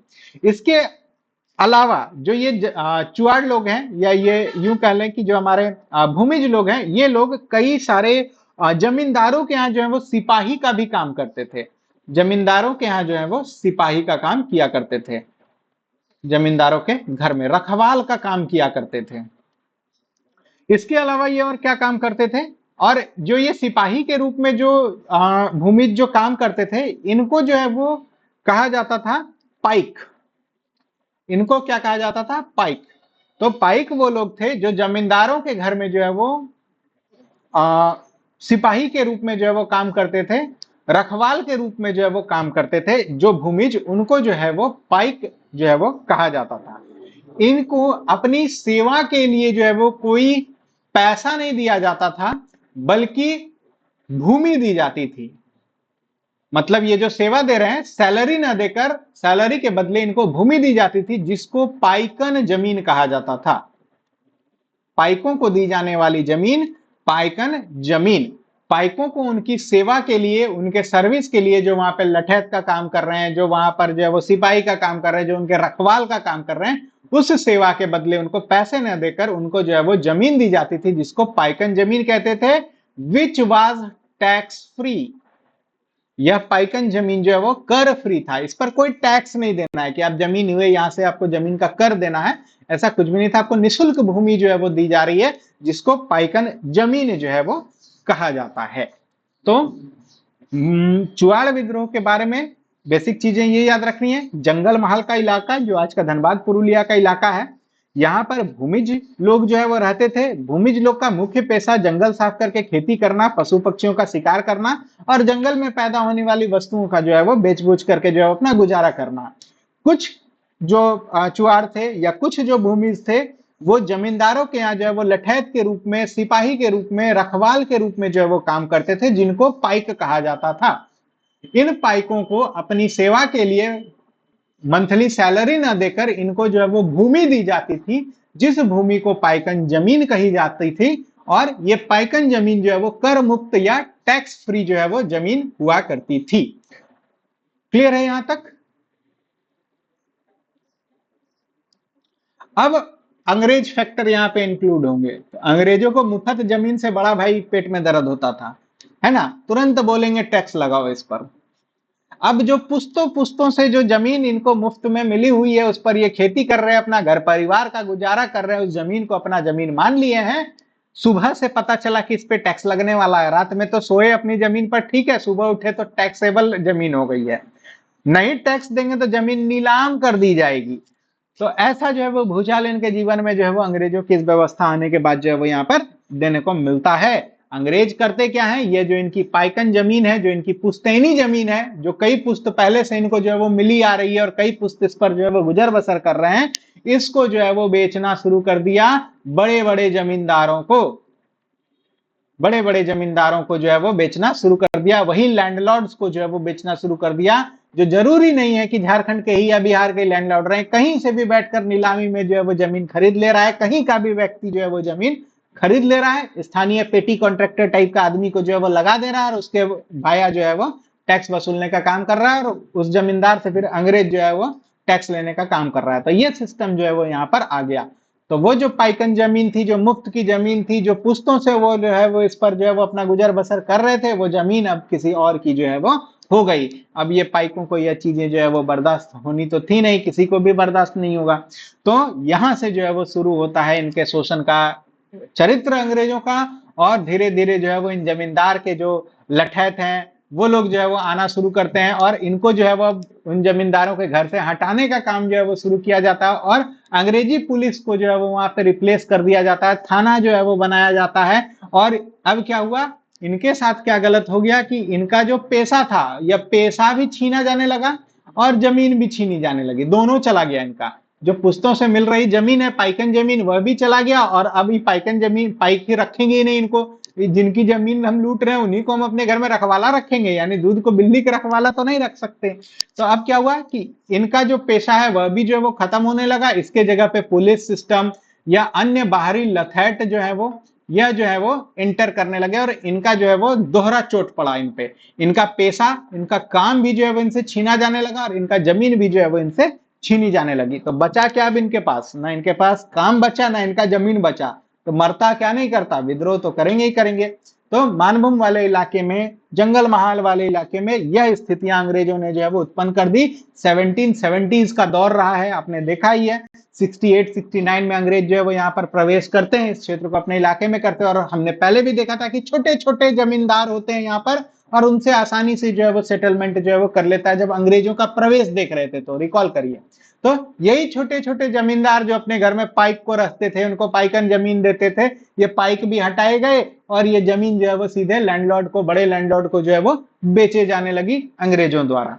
और यहीं से जो है वो इनका विद्रोह करने का जो है वो गुस्सा, जो विद्रोह करने का फैक्टर, जो बारूद है, वह जमा होना जो है वो शुरू होता है। यानी कि इनके साथ जो है वो पैसा भी गया, इनकी नौकरी भी गई, और इनकी जमीन भी गई। इतना ही नहीं, इस पर अब प्रकृति ने भी इनको कम नहीं प्रताड़ित किया। इसी दौर में आप देखेंगे 1770s में, 1770 के दशक में जो है वो ग्रेट अकाल जो है वो आया, जो है वो पूरा फूड का शॉर्टेज हो गया। इसी बीच जो है वो आप देखेंगे कि लगान वृद्धि भी जो है वो होने लगी, क्योंकि ये 1770s में होने लगा, और फिर 1793 होते होते परमानेंट सेटलमेंट हुआ। बीच में 2-3 एक्सपेरिमेंटल सेटलमेंट हुए, और परमानेंट सेटलमेंट में जो है वो रेट बढ़ गया। तो 30 साल हुए नहीं हुए, होते होते जो है वो लगान का रेट भी जो है एक्सेसिव बढ़ने लगा, वृद्धि भी होने लगी। अभी ये चोट से उबर ही नहीं पाए हैं, नौकरी गई, जमीन गई, अकाल पड़ गया, उसके बाद यहां से वो उभरे नहीं है कि हर 5 साल 10 साल में जो है वो लगान रिवीजन हो जा रहा है, परमानेंट सेटलमेंट जो है वो अंत तक जो है वो हो जा रहा है, और रेट इन सब में रिवीजन में हो रहा है। तो यहाँ के स्थानीय के फेवर में थोड़ी हो रहा है, वो अंग्रेज अपने फेवर में कर रहे हैं। यानी 3 का 5, 5 का 8, 8 का जो है वो 18 जो है वो टैक्स सिस्टम जो है वो बढ़ने लगा। तो लगान वृद्धि भी जो है वो अचानक जो है वो यहाँ पर होने लगी। अब जब ये इन सब चीजों को देने में सफल नहीं हुए, तो जमीन की जो है वो यहाँ पर नीलामी भी जो है वो शुरू होने लगी, जमीन भी जाने लगी। तो सारे फैक्टर जो है वो इनके साथ जो है वो होने लगे। बढ़ा हुआ राजस्व, लगान की वृद्धि, अकाल, जमीन गया, काम गया, सब कुछ गया। अब क्या कुछ तो हो जो आदमी बैठ जाए कि जाने तो ये तो है, अब तो कुछ नहीं बचा इनके पास विद्रोह करने के अलावा। तो सारे फैक्टर जो है वो हुआ, और इनका नेतृत्व जो है वो इन सारे फैक्टर्स को जो इंक्लूड किया, रघुनाथ महतो ने जो है वो नेतृत्व देने का जो है वो काम किया। और रघुनाथ के महतो के नेतृत्व में यह जो भूमिज हैं, जो इनको चुआड़ कहा गया, यह एकत्रित होना शुरू हुए, और विद्रोह करना जो है वो शुरू करते हैं। और 1769 में ही रघुनाथ महतो जो है वो एक नारा देते हैं कि अपना गांव अपना देश, क्या है, अपना गांव अपना राज, अपना गांव अपना राज, दूर भगाओ विदेशी राज।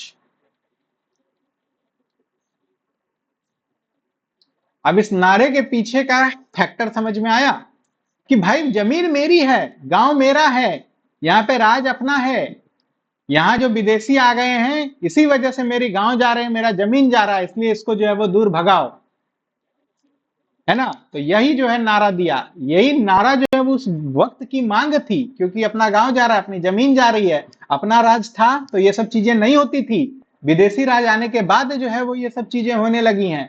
इसीलिए चुआड़ों ने रघुनाथ महतो के नेतृत्व में यह तय किया, 1769 में यह नारा दिया गया कि अपना गांव अपना राज, दूर भगाओ विदेशी राज। और यह चीज जो है वो कहां लिखा है, तो विंसी टार्ट ने जो है वो लिखा है, उस समय गवर्नर जनरल थे। विंसी टार्ट ने यह चीजें जो है वो मेंशन की है कि ऐसा यहां पर हुआ, जो बंगाल के अस्थाई गवर्नर थे, बंगाल के अस्थाई गवर्नर थे उस समय, उन्होंने भी इस बात का जिक्र किया कि ऐसा ऐसा जो है वो चीजें आई हैं। उन्हीं के जो लेख हैं उससे यह चीजें निकलकर सामने आई हैं। लगभग इस क्षेत्र में 30 वर्षों तक जो है वो फाइट जो है वो चलता रहा, चलता रहा, चलता रहा। कई सारे दमनकर्ता जो है वो आते रहे, आते रहे, जिसमें कुछ का नाम जो है वो जानना इंपॉर्टेंट है। इसमें सबसे पहले जो है वो आप देखेंगे तो कैप्टन फोर्बिस, इसके बाद जो है वो आप देखेंगे लेफ्टिनेंट गुडियार, लेफ्टिनेंट नन और लेफ्टिनेंट क्रेफोर्ड, मेजर क्रेफोर्ड। इन चार लोगों का नाम जो है वो इस आंदोलन को 30 वर्षों में जो है वो दमन करने के लिए जो है वो सबसे ज्यादा नाम जो है वो याद आपको ध्यान में रखने हैं। कैप्टन फोर्बिस, लेफ्टिनेंट गुडियार, लेफ्टिनेंट नन और मेजर क्रेफोर्ड।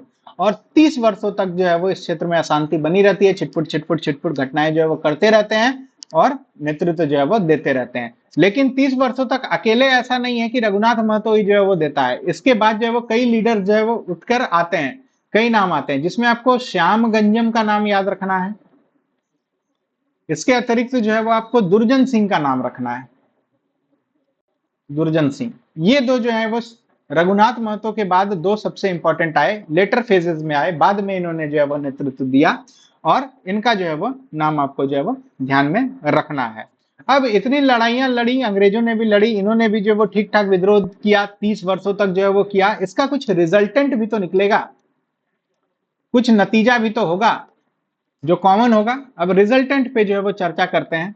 रिजल्टेंट में क्या हुआ कि इनकी जो जमींदारी घटवारी पुलिस व्यवस्था थी, जमींदारी घटवारी पुलिस व्यवस्था, वही जो पाइकन टाइप था, तो इसको पुलिस व्यवस्था मानते थे ना, इसको जो है वो पुनर्स्थापित किया गया, पुनर्स्थापित जो है वो किया गया। और यह हुआ 6 मार्च 1800 में, 6 मार्च, 6 मार्च 1800 को यह जो है वो जमींदारी घटवारी व्यवस्था को जो है वो पुनर्बहाल किया गया, पुनर्स्थापित जो है वो किया गया। इसमें क्या होता था कि जो स्थानीय लोग हैं, जो पहले पाइक की तरह, सिपाही की तरह जो है वो काम करते थे, उनको जो है वो कंपनी द्वारा स्वीकृति दी गई, कंपनी द्वारा जो है वो स्वीकृति दी गई।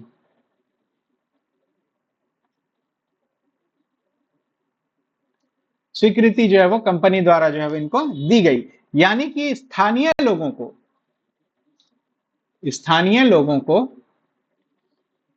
पुलिस अधिकारी के रूप में नियुक्त किया गया,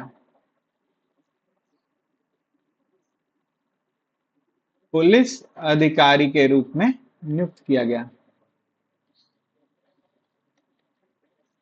नियुक्त किया गया। तो यह जो इनकी पुरानी व्यवस्था थी, इतने 30 वर्षों के संघर्ष के बाद इस व्यवस्था को जो है वो रीबहाल किया गया, रीस्टैब्लिश किया गया, पुनर्स्थापित किया गया 6 मार्च 1800 में। और इसमें फैक्टर ये हुआ कि स्थानीय लोगों को जो है वो पुलिस पदाधिकारी के रूप में जो है वो, पुलिस अधिकारी के रूप में जो है वो नियुक्ति देने का काम जो है वो, स्वीकृति जो है वो दिया गया। और इस चीज का जो ऑफिशियल क्या कहते हैं स्वीकृति है कि पुलिस पदाधिकारियों को जो है वो नियुक्त किया जाएगा, जो उसमें स्थानीय लोग होंगे, इसकी नियुक्ति 13 दिसंबर 1805 को मिली। 13 दिसंबर 1805 को जो है वो यह स्वीकृति जो है वो दी गई कि हाँ ठीक है, यहाँ पर स्थानीय लोगों को देना होगा, नहीं तो फिर लंबा विद्रोह जो है वो देखने को मिलेगा। तो this was all about Chuar विद्रोह। चुआड़ कौन थे, कौन सा इलाका था, क्यों इन्होंने विद्रोह किया, नेतृत्व किसने किया, दमन किसने किया, और दमन के बाद इनका रिजल्टेंट क्या निकला, ये चार चीजें क्लियर हैं आपको?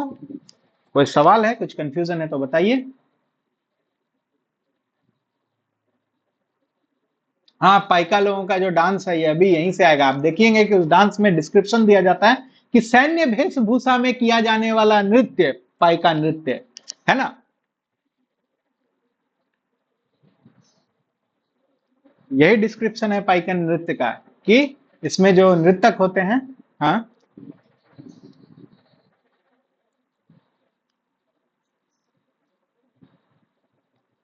हाँ, क्योंकि ये,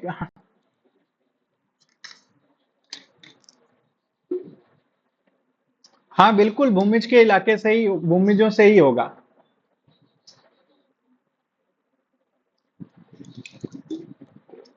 इतिहास इंटरलिंक्ड ही है। क्या बोले रविंद्र जी? हम्म, उड़ीसा के क्षेत्र में भी बहुत जमींदार थे ना, छोटे छोटे। और इस इलाके से कोई, उड़ीसा बहुत ज्यादा दूर थोड़ी था, बंगाल उड़ीसा लगभग तो पास ही है इलाका। अभी भी आप देखेंगे तो सड़क मार्ग से खड़गपुर, और खड़गपुर से तो आप सीधा उड़ीसा ही घुस जाते हैं। हम्म। हम्म। तो जो बॉर्डरिंग इलाके होते हैं ना, उसका कल्चर लगभग सेम सा रहता है, क्योंकि हम लोग बॉर्डर आज देख रहे हैं ना, आज के हिसाब से प्रशासनिक बाउंड्रीज हो गई। उस समय इस हिसाब की प्रशासनिक बाउंड्रीज थोड़ी होती थी।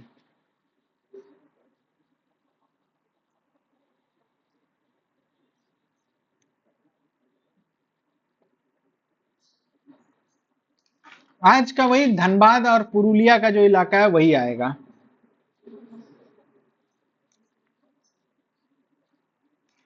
हाँ, बांकुड़ा भी, अप टू बांकुड़ा मिदनापुर का भी हिस्सा इंक्लूड हो रहा था। तो बड़ा इलाका आ रहा था जंगल महल का। बाद में वो सब बंगाल के इलाके में चला गया, केवल धनबाद निरसा तक का क्षेत्र ही झारखंड में रह गया। निरसा के बाद से तो आप बंगाल ही आ जाता है। सीतारामपुर। हाँ। हाँ, करता तो है, लेकिन करने से क्या होगा। डिमांड तो बहुत कुछ है। हाँ। हाँ। मैंने तो यहाँ तक एक बार सुना है, मुझे अच्छे से याद है, हेमंत सोरेन साहब विपक्ष में थे और कहीं पे संथाल परगना क्षेत्र में भाषण दे रहे थे, तो वो यहाँ तक जो है वो एक्साइटमेंट में बोल दिए कि जरूरत पड़ेगा तो संथाल परगना को एक अलग राज्य बना देंगे। तो क्या करिएगा। ठीक ही बोले हैं नहीं। खैर, चलिए, राजनीतिक रूप से हम लोगों को इन सब चीजों से दूर रहना चाहिए। हालांकि दूर रह नहीं सकते, क्योंकि हम लोग। हाँ। हाँ, बोलिए ना।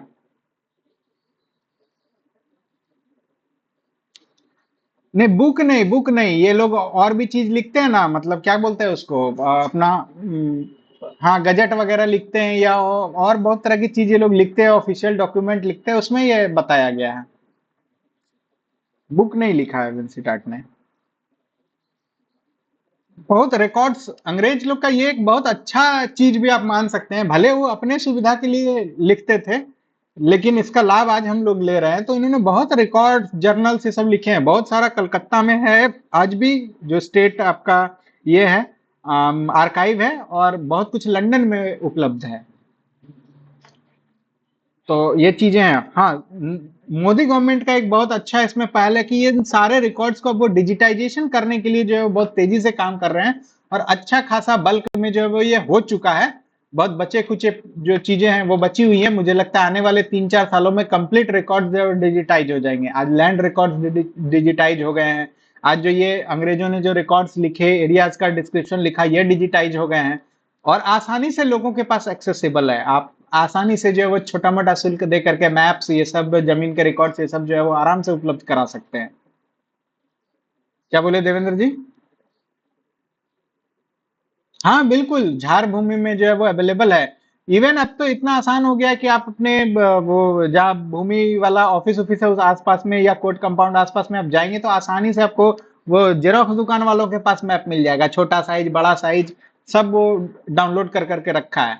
तो आप कभी जाएंगे उधर तो आप देखिएगा, आपको जरूरत पड़ेगी तो आप खरीद सकते हैं, और 10-20 रुपए में अवेलेबल है आसानी से। बड़े बड़े मैप्स मैंने देखा है कि जो है वो उपलब्ध है, लैंड रिकॉर्ड्स, और वो उसका नंबर, खसरा नंबर वगैरह दे करके जो है वो लिखा रहता है।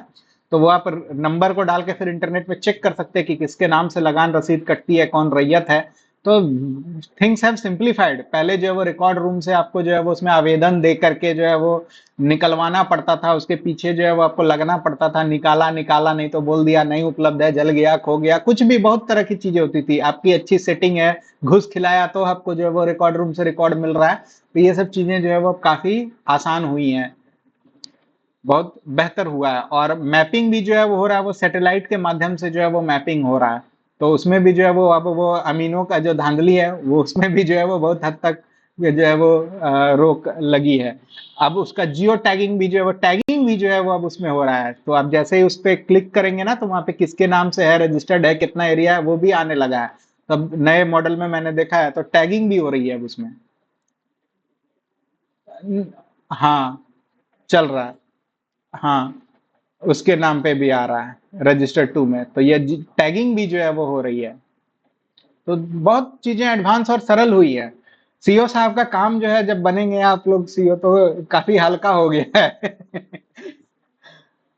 तो ये है, रेवेन्यू थाना हुआ करते थे, जो आप देखेंगे एसपीटी में, वहां पे थाना जो है वो लिखा गया है। तो वो थाना, ये पुलिस थाना नहीं था, वो रेवेन्यू थाना था। इसलिए आप देखेंगे जो पद निकलता है उसको रेवेन्यू इंस्पेक्टर कहते हैं, सीआई, सर्किल इंस्पेक्टर कहते हैं। तो वो सर्किल जो है वो हुआ करता था, उसकी थानेदारी अलग हुआ करती थी। और मैंने पता नहीं यूट्यूब में कितने टीचर्स को सुन लिया है इसका, उनको पता ही नहीं है, बस थाना कह दे रहे कि सेम थाना क्षेत्र के ही आदिवासी को जो है वो आप जमीन बेच सकते हैं। अरे that is not that police थाना, उसमें रेवेन्यू थाना जो है वो एक अलग कंसेप्ट है। तो क्या करिएगा, समझना चाहिए लोगों को। नहीं है तो थोड़ा स्टडी कर लीजिए।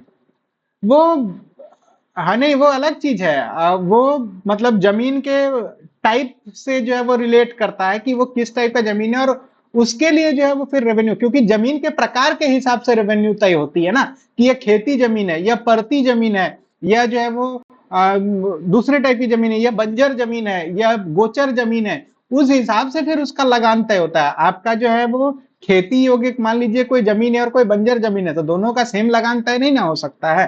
तो फिर उसका जो है वो अलग अलग जो है वो स्टडी करके, इसलिए ना उसमें रिस्ट्रिक्शंस लगाया गया कि खेती की जमीन है उसमें आप खेती ही करेंगे, उसको आप कमर्शियल पर्पस के लिए इस्तेमाल नहीं कर सकते हैं। यही सब सारी चीजें ना एसपीटी सीएनटी में डाली गई हैं कि आप भूमि की प्रकृति को नहीं बदल सकते हैं। आप बदलेंगे तो फिर वो जो है वो भूमि आपसे वापस ले ली जाएगी। आप जो है वो घर बनाने, मकान बनाने के छूट है उसमें बहुत तरह की, आप उस जमीन पे खपड़ेल बना सकते हैं, आप उस जमीन पे मकान बना सकते हैं।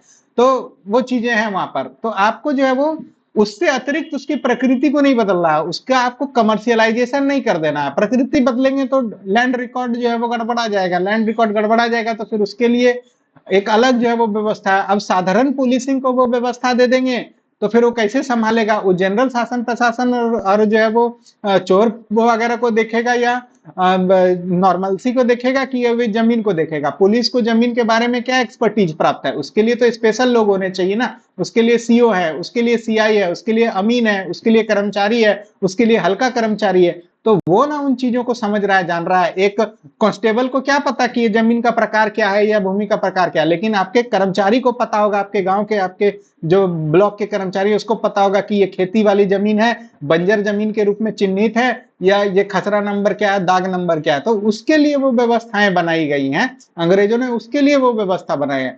पुलिसिंग तो लॉ एंड ऑर्डर को जो है वो देखने के लिए किया गया है। तो इसको जो है वो मिसकंसेप्शन में कंफ्यूज कर लेते हैं लोग।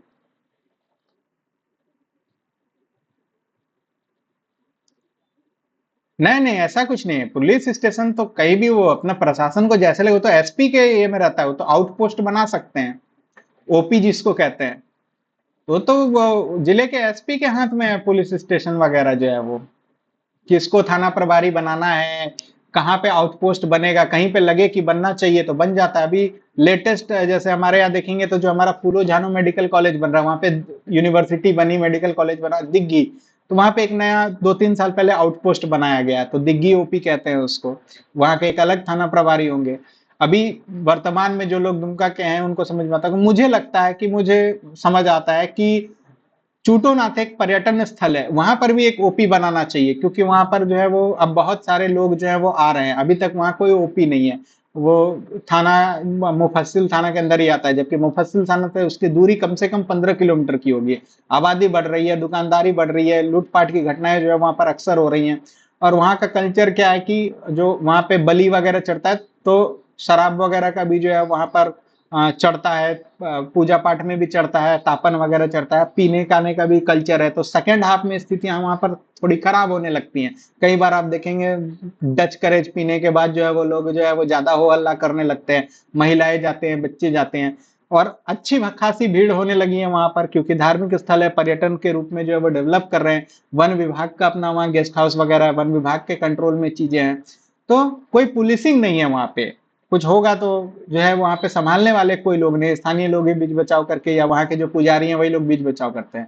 वहां पे एक ओपी अगर बन जाए तो मुझे लगता है कि स्थितियां जो है वहां पे आ जाएंगी। तो ये मैं अपने शहर में अपने आसपास जो है वो देख पा रहा हूँ। तो ये जो है वो डिपेंड करता है, एक एसपी साहब चाहे, प्रमंडलीय आईजी साहब चाहे, तो उनके लिए 5 मिनट का ये काम है, एक आउटपोस्ट बना देना। पूछ ही लीजिए, अगर नहीं है तो हम लोग आगे बढ़ेंगे।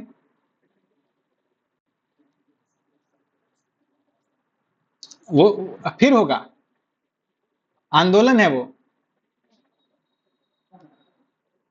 नहीं, करेंगे करेंगे, उसको कनेक्ट करेंगे, थोड़ा सा रुक जाइए। और एक जगह आएगा, फिर चेरो विद्रोह भी आएगा, चेरो आंदोलन भी आएगा। और याद होगा अभी थोड़ी देर पहले मैंने बोला आंदोलन एंड विद्रोह दोनों है, दो अलग अलग चीज है।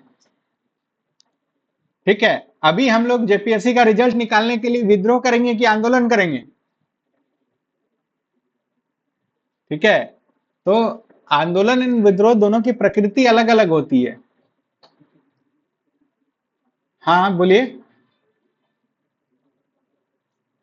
टर्म टर्म, वो फारसी टर्म है, मुझे जहां तक पता है कि फारसी टर्म है कि क्षेत्र को, हाँ हाँ, क्षेत्र को डिफाइन करने के लिए, क्योंकि ये सब चीजें जो है ना, मुगल एडमिनिस्ट्रेशन से बहुत चीजें जो है वो कॉपी की गई हैं। जो टोडरमल ने जो ये किया था ना, लैंड रेवेन्यू वगैरह का सिस्टम, तो उन्हीं फारसी चीजों से, उन्हीं अरबी चीजों से जो है वो इन शब्दों को कॉपी कर लिया गया। मुफस्सिल हो गया, उसके बाद कोतवाली हो गया, इस तरह के बहुत सारे, दारोगा हो गया, ये सब जो है वही शब्दों को जो है वो कॉपी कर लिया गया है। हाँ, बिल्कुल बिल्कुल बिल्कुल बिल्कुल। हर जगह यही मिलेगा, वो उसी समय से कॉपी कर लिया गया, अंग्रेजों ने भी इसी को कॉपी कर लिया। और अभी भी जो है वो यही कॉपी जो है वो चल ही रहा है।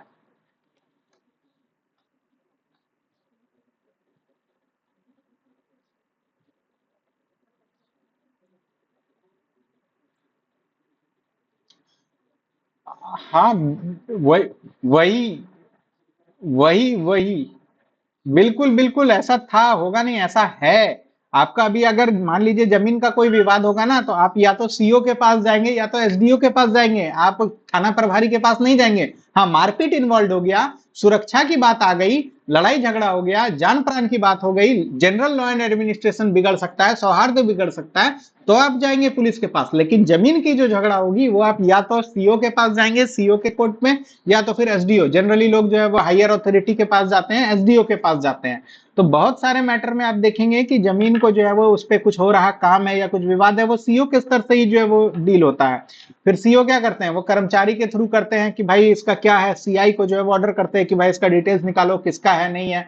एंड देन उस पर जो है फैसला लगाते हैं, इमीडिएटली क्या करते हैं, स्टे लगा देते हैं। आप पहला मान लीजिए, आप जो है वो जमीन का कुछ जो है वो अपना जमीन का कर रहे हैं, कोई इस पे जो है वो विद्रोह कर रहा है, विरोध कर रहा है, तो वो क्या करेगा, सबसे पहले एक एप्लीकेशन लेके जाएगा कि सर स्टे करिए, गलत हो रहा है।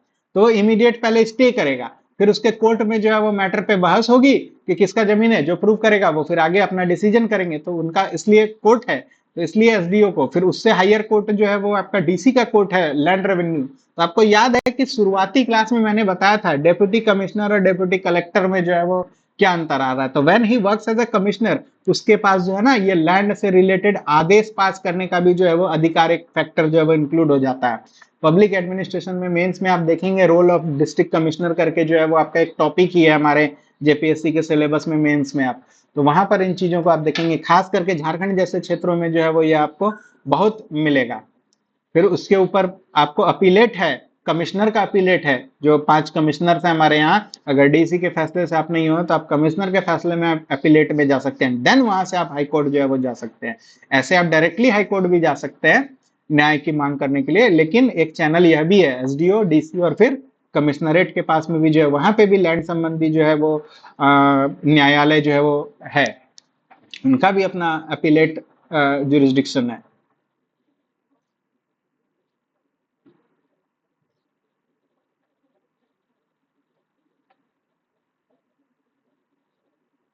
हाँ, ये हो सकता है, ये हो सकता है कि वही रह गया, कोतवाल ही रह गया। हाँ हाँ बिल्कुल। क्या कह रहे हैं अजीत? हाँ बिल्कुल, नेक्स्ट टॉपिक बढ़ सकता है। अजीत कह रहे हैं AC versus DC, assistant collector है और डिप्टी कमिश्नर है। असिस्टेंट कलेक्टर का ऑफिस है कि वो कलेक्टर शब्द जहां गया ना, वो रेवेन्यू से रिलेट करेगा। हालांकि आज के डेट में रेवेन्यू काम घट गया है और डेवलपमेंटल वर्क जो है वो बढ़ गया है, इसलिए कई सारे जो है वो वर्क जो है वो आपको देखेंगे कि कॉमन आ गए हैं। लेकिन जहाँ कलेक्टर शब्द आ गया ना, तो वो कलेक्टर शब्द रेवेन्यू कलेक्शन से जो है वो इंक्लूड करता है। या रिलेट करता है। पहले अंग्रेजों का कोई भी पदाधिकारी नियुक्त कर रहे हैं। हाँ जी, बोलिए। हाँ।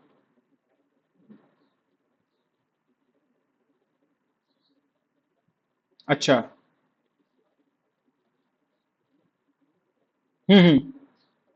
नहीं करना है। कमिश्नर के पास किया जा सकता है, बिल्कुल। तो क्या है ना कि डीसी के पास, डिप्यूटी कमिश्नर के पास ना वर्क बहुत है, बहुत वर्कलोड है। तो इनके वर्कलोड को भी जो है वो कम करने के लिए जो है वो किया जा सकता है ये चीजें। क्योंकि इनको सामान्य प्रशासन भी तो देखना है, सब कुछ तो कहा ही जाता है देश में तो तीन ही है, पीएम, सीएम और डीएम। तो तीन ही लोग तो हैं जिनके पास जो है वो, जिनको खुद नहीं पता है कि इनके पास कितना काम है। इनको सच में खुद नहीं पता है कि इनको कितने डायमेंशन में काम करने हैं। और न इनका कोई ओवरलैपिंग डायमेंशन है, न इनका कोई अंडर डिफाइड डायरेक्शन है कि ये काम आप नहीं कर सकते।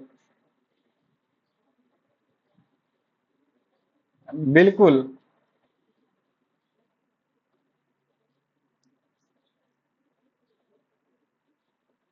मालिक, हाँ बिल्कुल, सब कुछ जो है वो इनको ही देखना है। वही तो मैं कह रहा हूँ कि इनके पास कितना काम है, कितने डिपार्टमेंट्स है, ये शायद इनको भी ना मालूम रहे। और सच में नहीं होता है, कई बार आप देखेंगे जो है वो ऐसा इंसिडेंट्स इनको आएंगे कि अच्छा ये चीजें भी जो है वो मुझे करनी है। तो ये चीजें हैं इनका, और इन्हीं सब चीजों का लोड करने के लिए जो है वो कम करने के लिए जो है वो एसी वगैरह का पोस्ट जो है क्रिएट किया जाता है। इनके रेवेन्यू डिपार्टमेंट के लिए एनडीसी होते हैं, नजारत डिप्यूटी कमिश्नर जिसको बोला जाता है। प्रशासनिक पद में जाएंगे तो आपको एनडीसी का पद भी मिलेगा। तो यह भी पद होता है। तो प्रशासनिक हायरार्की में बहुत पद होते हैं, सब पद जो है वो इनके ही काम को, इनके ही रोल को जो है वो क्या कहते हैं उसको, डेलीगेट करने के लिए जो है वो रहता है।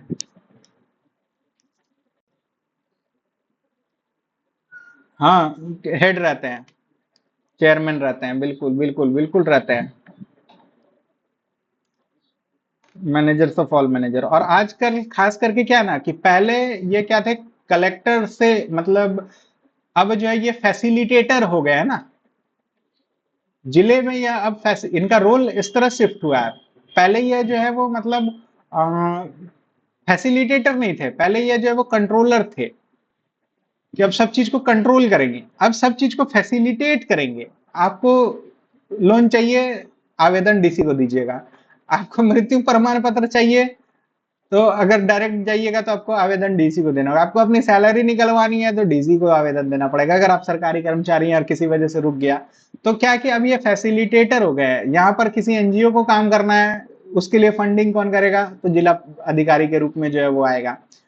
यहाँ पे डीआरडीए का काम होगा तो जिला अधिकारी के रूप में आएगा। तो अब ये फैसिलिटेटर है, इनको सारी चीजों को फैसिलिटेट करना है, हर चीजों को। तो रोल बदल रहा है इनका। चेंजिंग रोल ऑफ डीएम, ये पूरा टॉपिक ही है आपका। चलिए खैर, हम लोग थोड़ा दूसरे दिशा में चले गए। तो चुआर विद्रोह क्लियर है। हाँ, जरूरी तो बिल्कुल है। पढ़ाई है तो किसी न किसी दिशा की तो चीजें हैं ही। क्लियर है चुआड़ विद्रोह। चलिए, तो आगे एक विद्रोह और हम लोग चर्चा कर लेते हैं, छोटा सा है। यह है चेरो विद्रोह। चेरो विद्रोह, यह भी 1770 से लेकर के 71 तक जो है वो चलता है। टर्म याद रखिएगा, विद्रोह। ठीक है। तो इस समय जो है वो आप देखेंगे कि हमने कल ही जो है वो इसकी कहानी जो है वो देखी थी कि जयनाथ जो है वो वहां पर जो है वो शासक होते हैं, वह जो है वो अपने पोटेंशियल दुश्मन सैनाथ का जो है वो हत्या कर देते हैं। और उसका जो भतीजा होता है जयनाथ जिसका नाम होता है, वह और उसका दोस्त चित्रजीत राय जो एक्चुअल गद्दी का जो है वो अधिकारी होता है, वो दोनों एक नेक्सस बनाता है और फिर जो है वो जयकृष्ण राय का जो है वो हत्या कर देता है और शासन में जो है वो कर रहा होता है। तो ये एक कहानी वहां से रिलेट होती हुई नजर आएगी। तो इस समय जो है वो आप देखेंगे कि शासक कौन है, चित्रजीत राय राजा बना हुआ था चेतमा की लड़ाई के बाद। चित्रजीत राय। और इसका दीवान कौन बन बैठा था, जयनाथ सिंह। यहां तक की स्टोरी क्लियर थी। एवरीवन, कल ही हमने बताया है,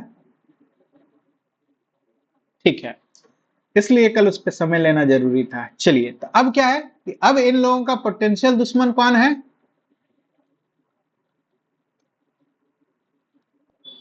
गोपाल राय। गोपाल राय का साथ कौन दे रहा है?